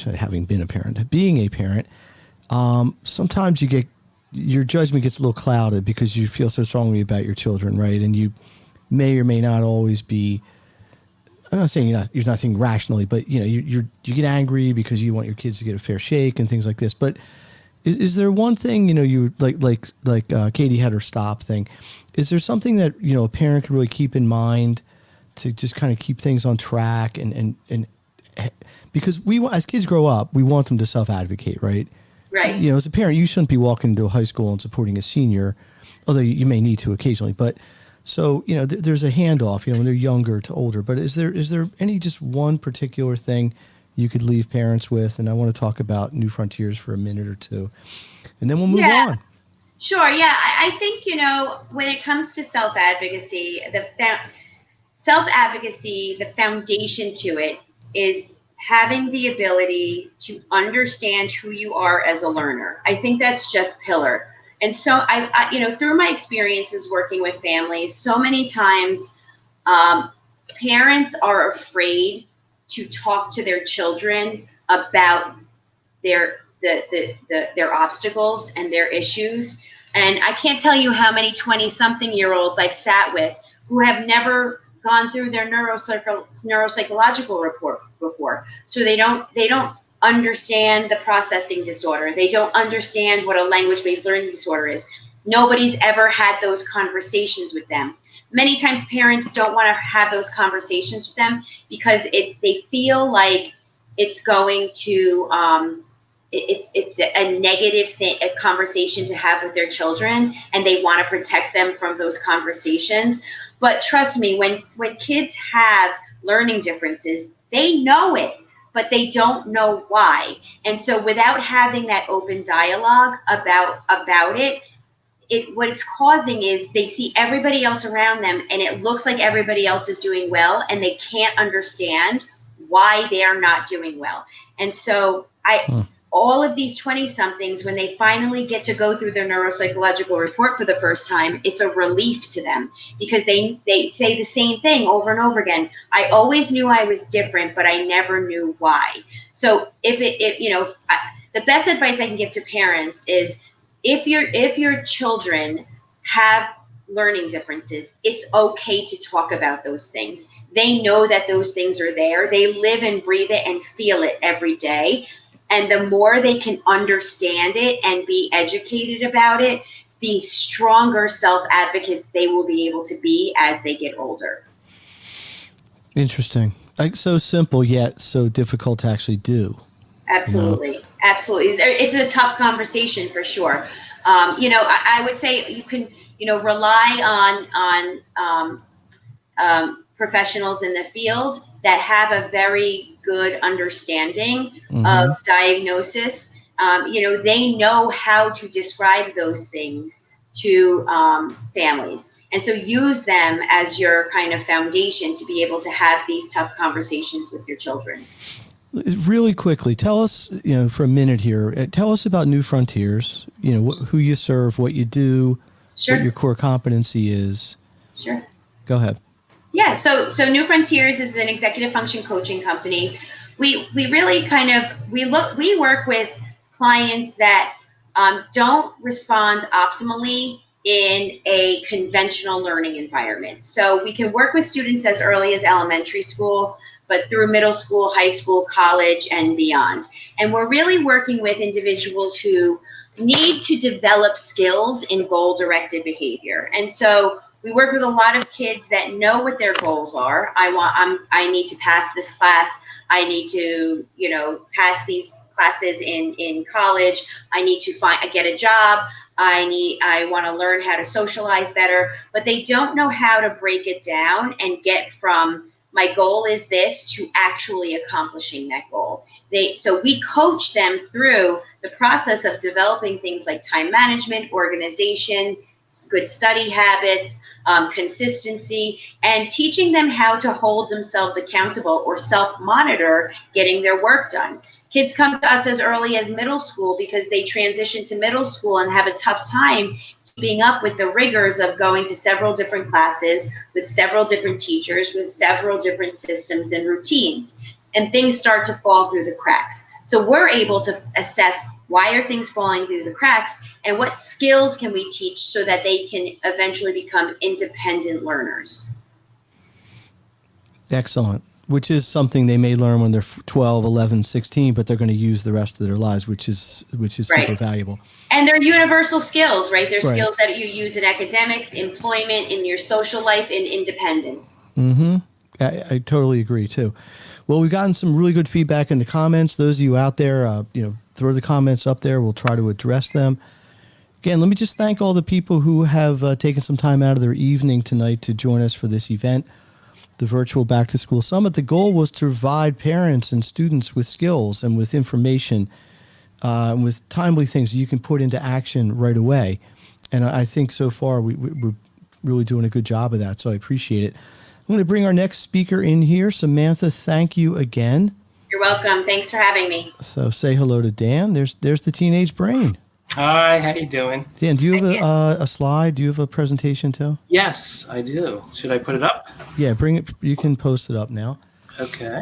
Just as I've said this before, I'm going to say it again. Everyone who has presented, I'm sure, could speak, much, much longer about what they have. And Dan is no exception. Dan is taking a 60-minute presentation and for the benefit of the group tonight, basically breaking it down to about 10 minutes. So he's going to be doing this full presentation October 8th, which I'm flashing in the screen below. Thank you. There's a link. You can go to register, which I'm going to put in a follow-up email. So appreciate it, Dan. The teenage brain. Okay, thank you very Tell much. us all about it. Thank you. Okay, great. Well, thanks a lot. And pull up my presentation. Oh, thank you very much. That's great. So basically, what I'm going to do is just talk quickly about the different aspects that we need to know about as parents of teenagers. You see that I have the link down here at the bottom. If you're interested, you can just copy this link. It's a bit.ly link, Teen Brain 20, and you'll be able to go to look at the full presentation. So first thing I want to say is the teenage brain is not just an adult brain with fewer miles on it. That's really critical. A lot of people think of teenagers, especially because some of them are adult-sized. They think of them as just, sort of adults, but they're not quite able or ready to be adults yet. But there's actually a lot of stuff that's going on in the brain in terms of development during the teenage years. So first thing I'm going to mention is that the brain starts to develop prior to birth and lasts into the mid-20s. It happens gradually, and also just prior to puberty, brain growth has a spurt and creates many new connections. Now, some of these connections are useful, others are not. Useful connections are myelinated, which we'll talk about more in the full presentation, but basically that means they will, if they're useful, they'll be able to communicate more quickly with other parts of the brain. If not, they will wither slowly. But in the meantime, they can create some inefficiencies. So that's happening while you're a teenager. So you can think about the teenage brain as being immature in a number of ways. And this immaturity can cause teens to feel and behave very differently from adults. So I'm going to pull up the little picture of the brain. Okay, so we're going to focus on a few different areas of the brain. The prefrontal cortex, this area here, this is in the very front of the brain, the nucleus accumbens, and the amygdala. Those are three areas that we're going to focus on that are important. The prefrontal cortex is the home of executive function, which I know we've talked about a lot tonight already. That is kind of like the pilot of the airplane. That was where decisions are made. The amygdala is the seat of raw emotion, and the nucleus accumbens is the reward-seeking aspect of the brain. So let's take a look at the prefrontal cortex first. Okay. So we talk about it as the CEO, or like I mentioned, the pilot of the airplane. It coordinates thoughts and behaviors. But importantly, this is the slowest region of the brain to develop. Usually it develops by age 20, but in some cases it's not even completely developed by then. So you can imagine what's happening as a teenager. If that part of your brain isn't fully developed, you can tend to make some poor decisions. In adults, the prefrontal cortex essentially delegates to other regions of the brain. But in teens, it's not as well connected to the rest of the brain, often is overly taxed and not up to the task. And again, as I mentioned, it can be prone to errors and bad decisions. The amygdala is the seat of raw emotion. In adults, the frontal lobe, which is where the prefrontal cortex is located, gathers information from the amygdala and other parts of the brain in order to make decisions. However, in adolescence, the amygdala is accessed directly instead of by the prefrontal cortex when making decisions. Therefore, many decisions are based upon gut feelings. So that's a really big difference between adults and teenagers. The prefrontal cortex, as I mentioned earlier, is your executive, your CEO, that's pulling information from different parts of the brain together to make a decision. As a teenager, if that prefrontal cortex is not completely developed or it's not as well connected to the rest of the brain, then you end up making a lot more decisions based on the amygdala, which is emotions, and the next part, which we'll talk about, is the nucleus accumbens. But this is really helpful. If you look at this, you can see what's happening in the brain here. And a lot of decisions that are based on emotion, can be problematic at times. Nucleus accumbens is the area that is the reward-seeking part of the brain, and also the pleasure-seeking area. So the pleasure-seeking systems get a kickstart in puberty and can go into overdrive. So you can imagine that's going to be, a little bit problematic, although it's great in some ways. Now, the combination of the underdeveloped frontal lobe, weaker connections between the prefrontal cortex and the rest of the brain, and the early development of the reward centers of the brain makes teens more likely to engage in risky behaviors. They are more prone to risk-taking and thrill-seeking behavior. They have an increase in impulsivity. And one theory is that from an evolutionary standpoint, teens need to be willing to take some risks in order to leave the nest. So that's a really important thing to consider. That could be a positive aspect of the whole thing. Teens are more sensitive to dopamine. That's not completely understood yet, but that's part of what's happening here. And research even suggests that the baseline level of dopamine is lower, but its release in response to experience is higher, which may explain why teens may report a feeling of being bored unless they're engaging in some really stimulating activities or novel new activities.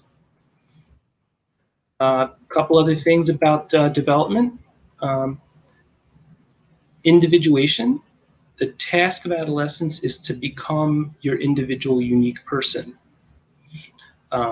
So they need non-familial role models for this, and tutors can help with this, and some of the other professionals that we've talked with tonight can help with those kind of things, because they're outside the family and kids may be in some ways more likely to listen to them.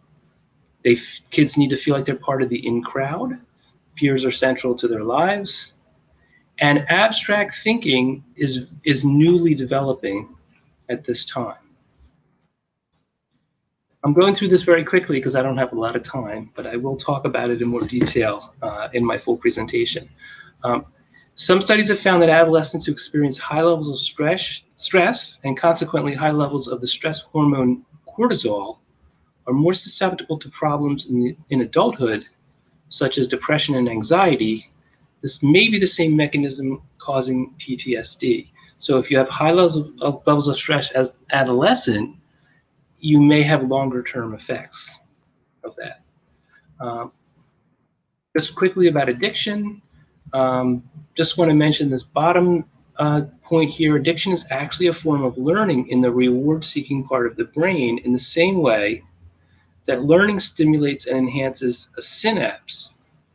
Substances do the same thing. They build a reward circuit around that substance to a much stronger, harder, longer addiction. So teenagers who get addicted at this age, it can be really a problem in their long-term outcomes because it's a learned behavior. Just a couple other things I'm going to mention before I finish up here. Due to brain plasticity and the rapid growth of new brain connections, teens are more easily able to learn languages and musical instruments due to expansion of neural networks. These are some of the positive things that we know based on the way the brain develops. Emotion can help students remember. And this point here I think is really important. Teens make wiser choices if they are encouraged to reimagine healthy behavior as an act of defiance. So there's a way of thinking about it where you can think about it as something that's defiant, maybe because other kids are doing things that aren't as healthy, and you're sort of defying or doing something different. And the last thing I'll mention on here before we finish up is communicating with your teenager. Teens want to be respected. They want to be heard and validated.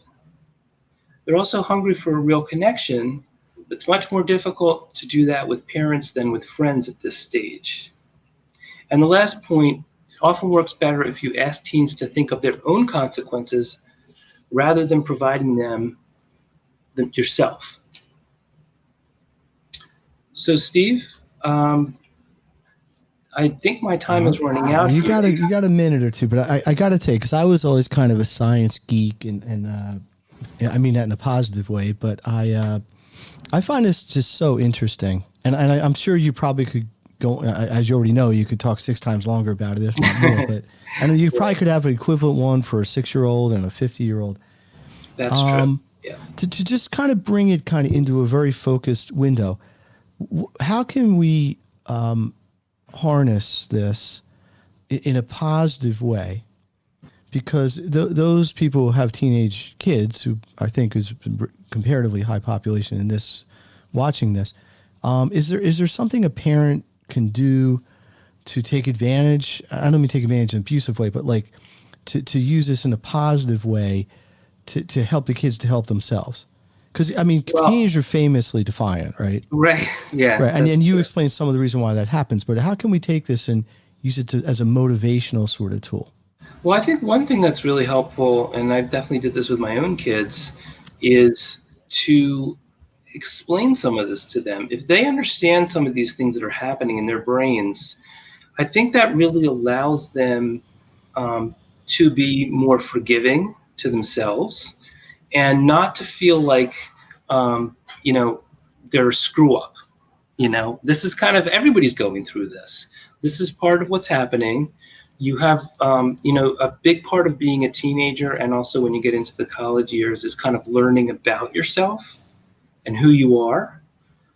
So that's one thing that's really important, is to understand what you're going through, and then think about some of the positive aspects. You as a teenager, you're willing to take risks.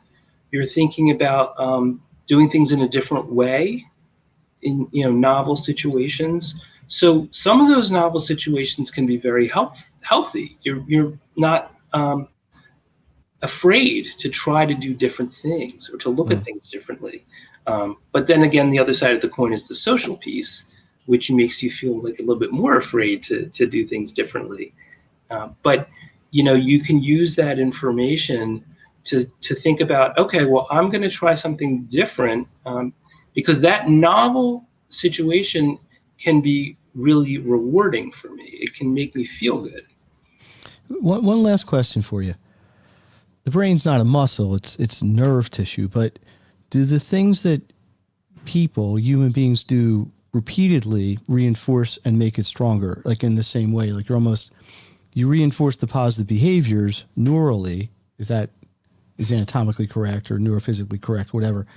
So you can encourage these, what we're going to call positive behaviors. They get stronger and stronger, and in a certain way. Is that kind of a tactic in a sense we could use? Yeah, because learning, just like if you think about it in terms of like a sports analogy, as you practice either a certain behavior or a certain thought pattern, it strengthens those connections between the nerve cells of the brain. So if you can strengthen those connections, then it's much easier to sort of bring them back up later when you need them. Yep. God, listen, I'm going to bring Lauren in here. Mike, Dan, I think this is so interesting. I hope everybody else did as well. Make sure, I know you sent it to me, but I'm going to make sure I get out the information for your talk. October 7th, right? 8th? October 8th at 7 p.m. 8th, sorry, 7th. And people click on the link that I provided to you to register, then they'll get more information about how it's going to be presented. It'll be virtual like this. Okay. And then people will be able to ask questions too, which would be great. Beautiful. Wait, where'd Lauren go? She disappeared. We lost her. Hopefully she'll come back in a second. That's our sixth and final speaker on deck. Where did she go? Hopefully she got disconnected. She'll come right back. All right, here she comes. This there live you TV. Are. Dan, thanks again. Thank you. It's great working with you on this. I appreciate your insight, and we'll talk to you soon. Hey, just really quickly, everybody, don't rush out. We got about one really excellent speaker. I think you're really going to enjoy what Dr. Lauren Barrow is going to say here. After, we're going to do a panel discussion with all the speakers and sponsors, get everybody in one place if you want to throw some questions out, and we'll roll from there. Lauren brings a really interesting and unique perspective to this discussion. I'm going to let her tell you about it. Appreciate you coming on. So, you ready to rumble? I am. All right.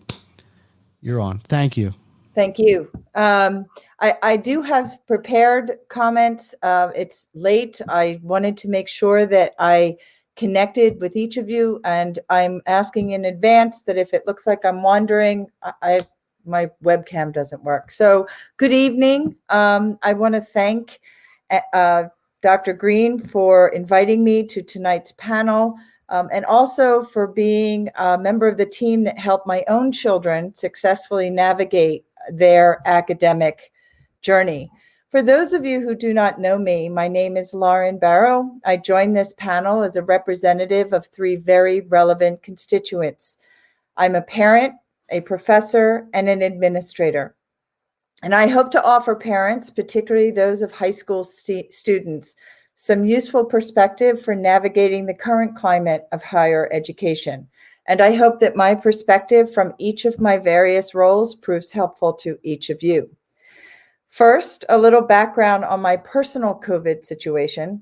My eldest son graduated college in May of 2020. His picture was broadcast on a pre-prepared PowerPoint that we watched from our living room, only immediate family and celebration delayed. My eldest daughter was transferring to a state college for her junior year, eager to focus on a degree path she had finally selected. She now has deferred her enrollment until she can return to face-to-face learning. My youngest son is entering his senior year of high school, unsure of his future because SAT requirements evaporated, along with campus in-person visits and all travel. And my youngest daughter has settled into a digital classroom, Zoom breakout meetings, and FaceTime collaborative exercises. It is a brave new world for sure. To set the tone for what I can offer, I invite you to consider the question. As a criminologist, I am often asked why someone commits a bad act. I ask instead, why do some people not commit bad acts? It may seem small, but slightly changing the question being asked can yield significant differences and valuable insights. So many times over the past 6 months, I have listened to parents of all grade levels lament that their children are not learning, that they are not mastering new material. They are stuck in March of 2020. To you, I ask that you consider instead of what your children are not learning, what are they learning? To be sure, now more than ever, selecting the right college for your student is critical. Whether that is a small private college or a large public institution, whether it is nestled in the peaceful hills of the suburbs or centrally located in bustling downtown, ensuring that the professors will see your child and help them reach their fullest potential through a combination of classroom instruction and mentoring should rank higher than how many eateries are on campus. Some of the more meaningful questions a parent can ask when making this final decision include, what is the student to teacher ratio per class? Per class, not as an aggregate. How many seminar classes are in 1 degree plan? And how many students are enrolled in any one section at a time? Today's academic climate renders it common for a professor to teach from a central location and have those lessons broadcast out to multiple classrooms, staffed by grad and or teaching assistants. What is the ratio of full-time to adjunct professors? Does the school use graduate assistants to teach their classes? Are full-time faculty available outside of class time to answer the students' questions? Does the college support and embrace alternative learning models? Learning models, field trips, internships, co-ops? What is the rate of full-time professors possessing terminal degrees? Answers to these questions, though hard to come by in the larger institutions, can provide you with invaluable information about the nature of your students' future. I wish for a moment to digress and share with you an exchange I had last year in Kohl's. I was browsing a dress rack and a woman across from me, unknown to me, spontaneously shared that she had made the final installment on her daughter's, quote, social experiment. I must have looked confused, so she clarified, I just made the last payment on my daughter's college education. I am buying a dress to celebrate. The outcome of that chance encounter was that I began to re-envision what it means to teach, and specifically to teach this age group. And just to be clear, let's take a moment to describe this population. These students were born during 9/11 and its immediate aftermath. They were in elementary school during the 2008 recession, which had direct and immediate impact on school budgets. They were in middle school through Sandy Hook, high school through Parkland, and countless other senseless acts of violence that ravaged our shared spaces. And still, they stood up, they showed up, and they raised their voices against the status quo. And now, on the eve of making another key decision in their young lives, one that presumably they have been marching towards in all of their academic pursuits, they are staring down a once-in-a-lifetime global pandemic, demanding racial justice, and preparing to enter an increasingly digitalized world where artificial intelligence threatens to permanently change the workplace and the jobs that humans are currently doing. These students are already superstars. So how can we support our children through these uncertain times? What I'm about to say may surprise you, and in no way do I mean to imply that this is going to be easy, but it is most certainly necessary. The best way is engagement. Ask them, hear them. Students are expressing that it is, quote, hard to get excited about anything because everything changes so quickly. Without traditional benchmarks like SATs, students and their parents feel that they have not really earned college. But what exactly is the point of an SAT or any other benchmark exam? Historically, those exams were used to indicate a student's likelihood for success in college-level work. But for many years, they have failed as effective indicators of college success. So now that we know the system is flawed, do we really need benchmark exams to tell us how our children measure up? Shouldn't getting into college at all be the benchmark? Especially since the costs of higher education dictate that both parents and students be more creative in securing a bachelor's degree. I often tell my students that it is not important how you cross the finish line, only that you cross it. And that assumes that they have chosen a bachelor's degree as their finish line. Some students will opt out of the college path, and that is okay. In another conversation, students expressed an inability to feel motivated because there is no end to the current situation. This is different in context from the comments above because the previous student suggested a reluctance to feel happy or excited, whereas this student expressed a reluctance to feel hopeful.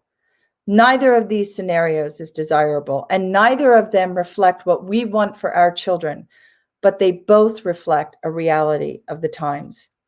And still another student, when asked, said that they, quote, were not sure of the point of everything.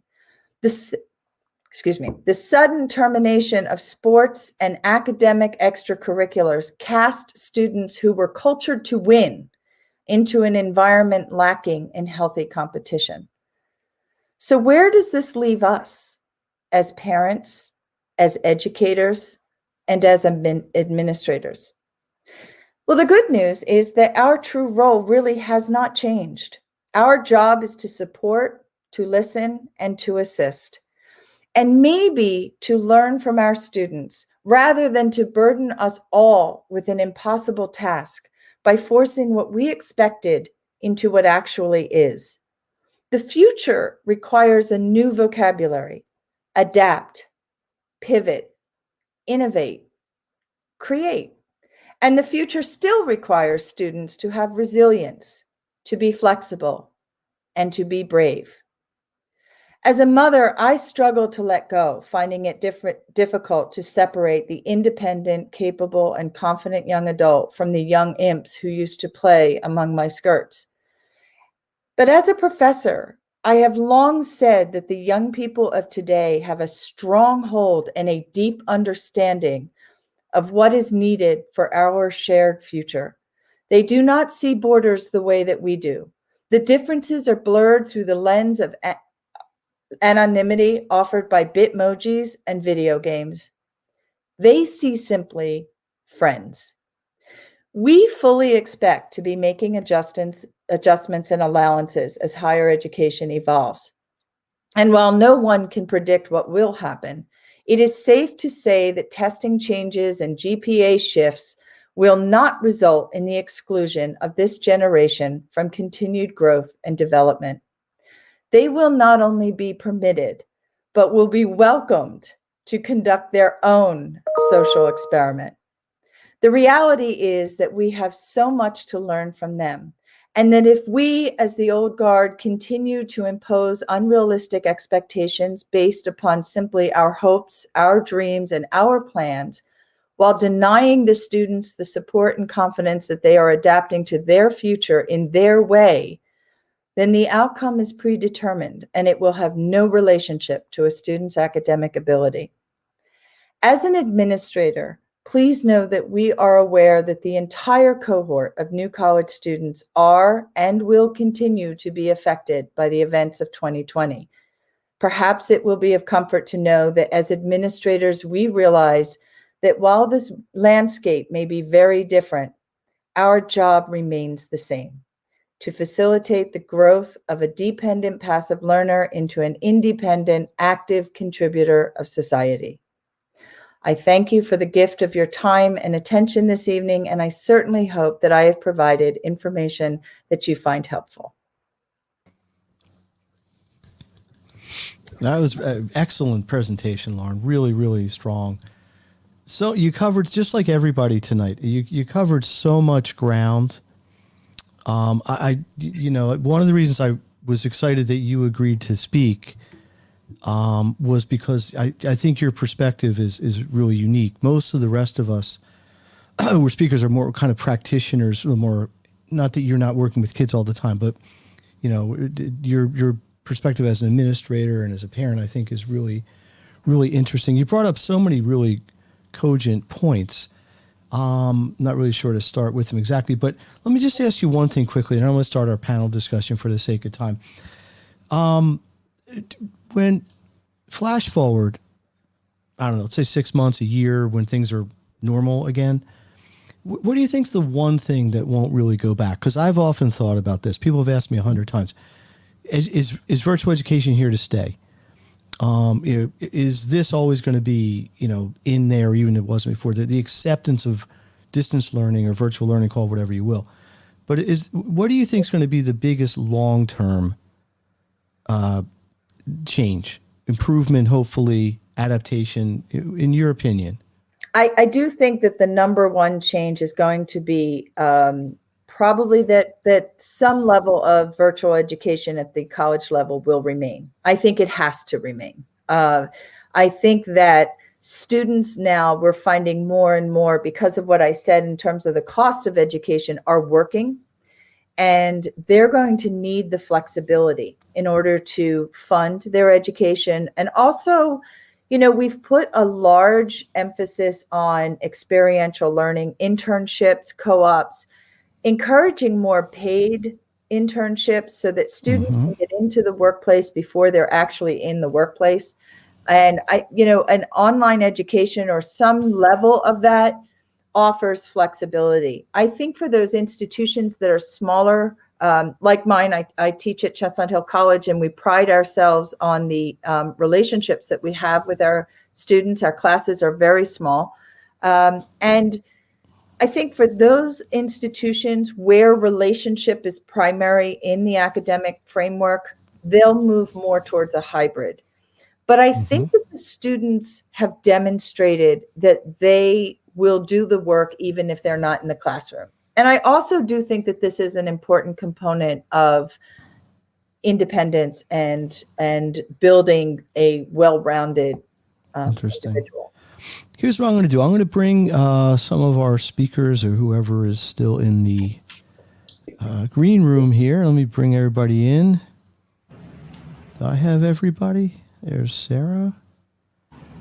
Samantha should come back. Oh, so here. So for the benefit of, first of all, I want to thank everybody for taking the time, preparing, keeping your comments on time. I apologize if I had to cut anybody off. I as I said multiple times, I know we all could have gone on much, much longer, but this was about, in my opinion, delivering actionable ideas to people, parents, people in the trenches, people kind of live in this day to day, minute to minute. So if anybody has questions, I'm going to just kind of flash them up here and let anybody on the panel, let me bring Samantha in. So if anybody just wants to, the question is, if virtual learning remains, even just for some classes, then financial aid needs to relax the requirement for majority of classes to be held in person. So I'm not sure if anybody wants to take a stab at that. I'm not in the financial aid world, but as a parent paying for a college student right now, you feel like you're getting shortchanged a little bit when you're paying for, the expertise of a professors, and you're getting a little bit less of a delivery perhaps. But I don't know if anybody else wants to take a shot at that, or if there's, let me see if there's any other questions. I think that one might be directed at college level. Does it seem like it? Yeah. And I would say to you that if the larger institutions favor online education and relinquish some of the physical structures. I mean, most of the funding and most of the tuition goes towards physical structure maintenance. And I think that's the issue right now. And in COVID is we still have those buildings and we still have those expenses. And in online education, obviously we wouldn't need as many of them.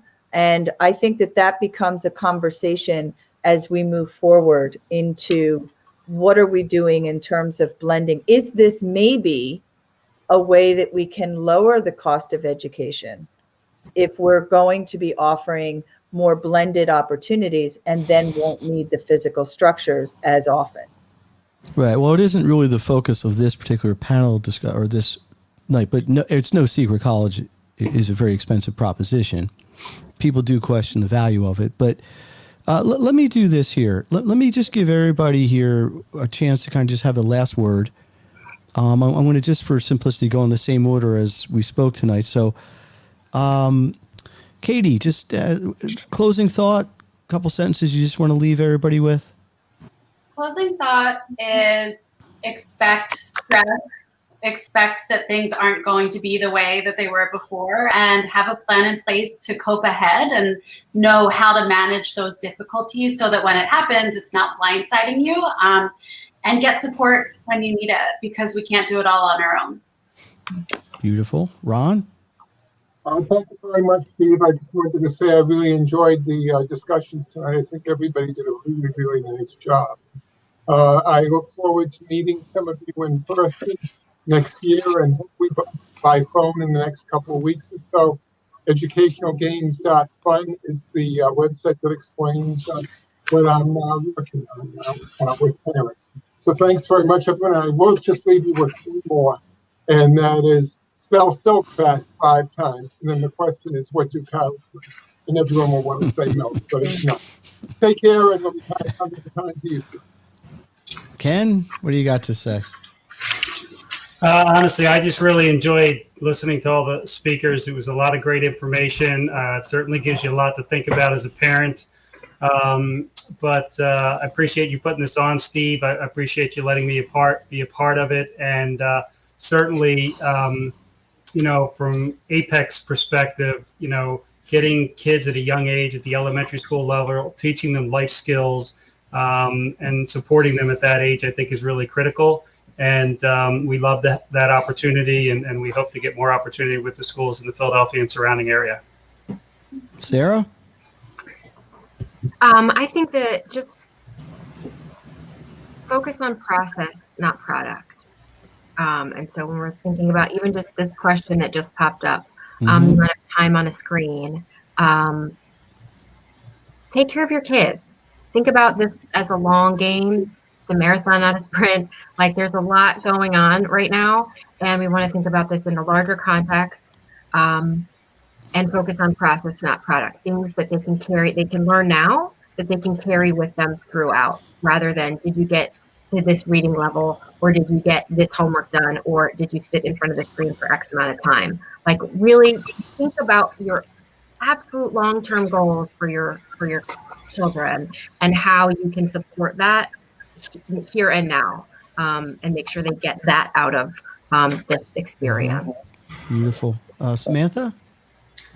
I would, say, just to reiterate kind of what I focused on before, is just, encouraging students to know their strengths and challenges as learners, and how to be comfortable in advocating for themselves, I think, is really important. But just, with the big picture of what's going on in education right now, just, understanding this is a transition, and transitions are always very disruptive.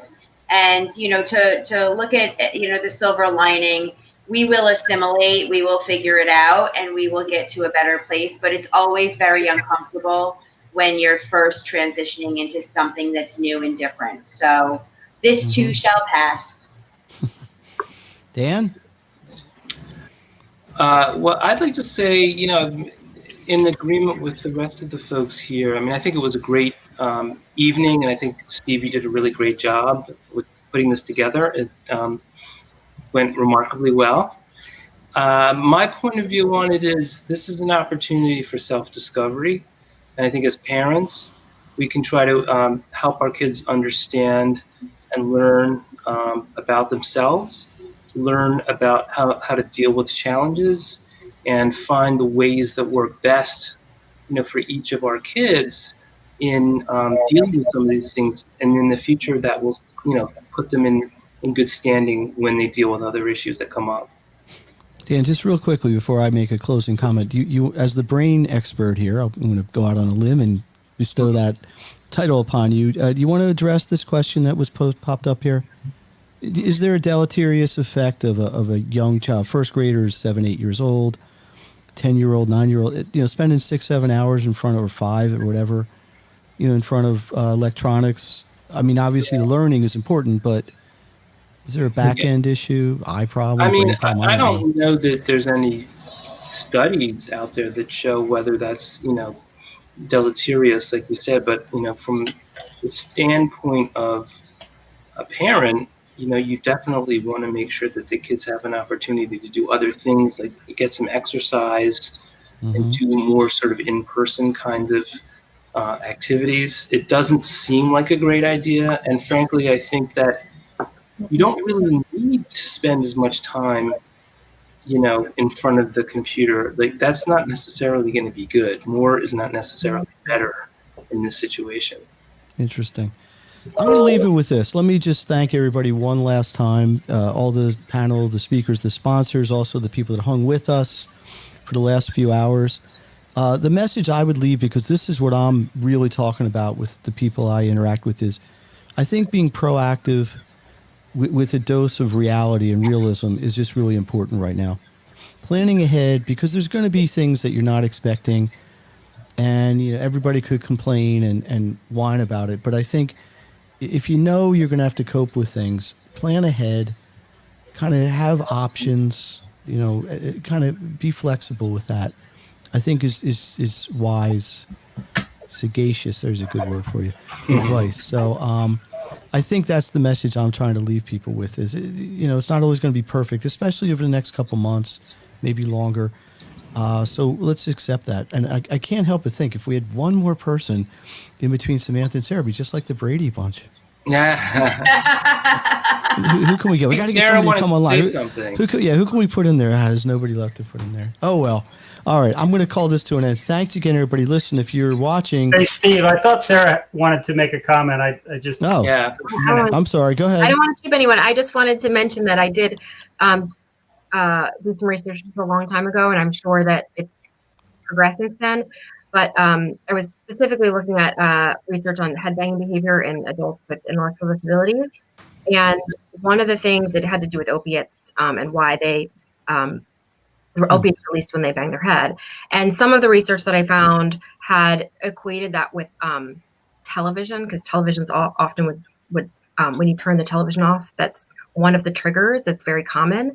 And it has to do with, if you ever watch, like you look outside or when you're watching the TV, look at the back behind you, the flashing lights, it looks like a strobe light almost, where you can see it. You know the TV's on when you drive by a house because you can see the flashing lights. There's something about the receptors in the brain and that amount of stimulation that nothing else can compete with that in terms of focus and attention and like feedback. And so the idea, I'm not sure I don't know that we have any research about it now in terms of like a first grader or second grader, because we just it hasn't been around long enough for kids to be on a screen 2 to 5, 7 hours a day.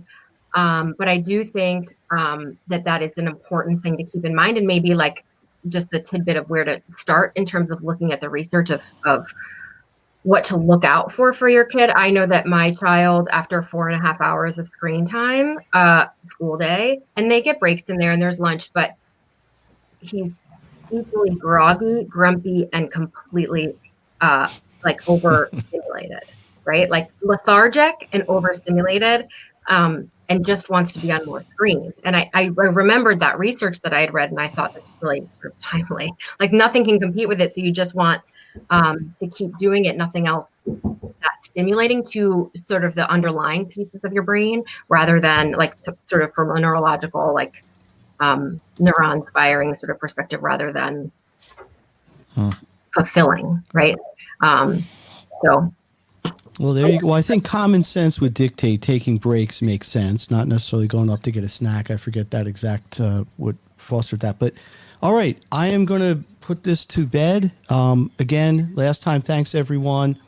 There will be a replay out there in the same place you could watch it if you missed it or you only saw some of it. And we'll roll from there. So good night. Have a great weekend, great week, great school year. And we will see you next time. Thanks. Bye, everybody. Thank you, everyone. Take care.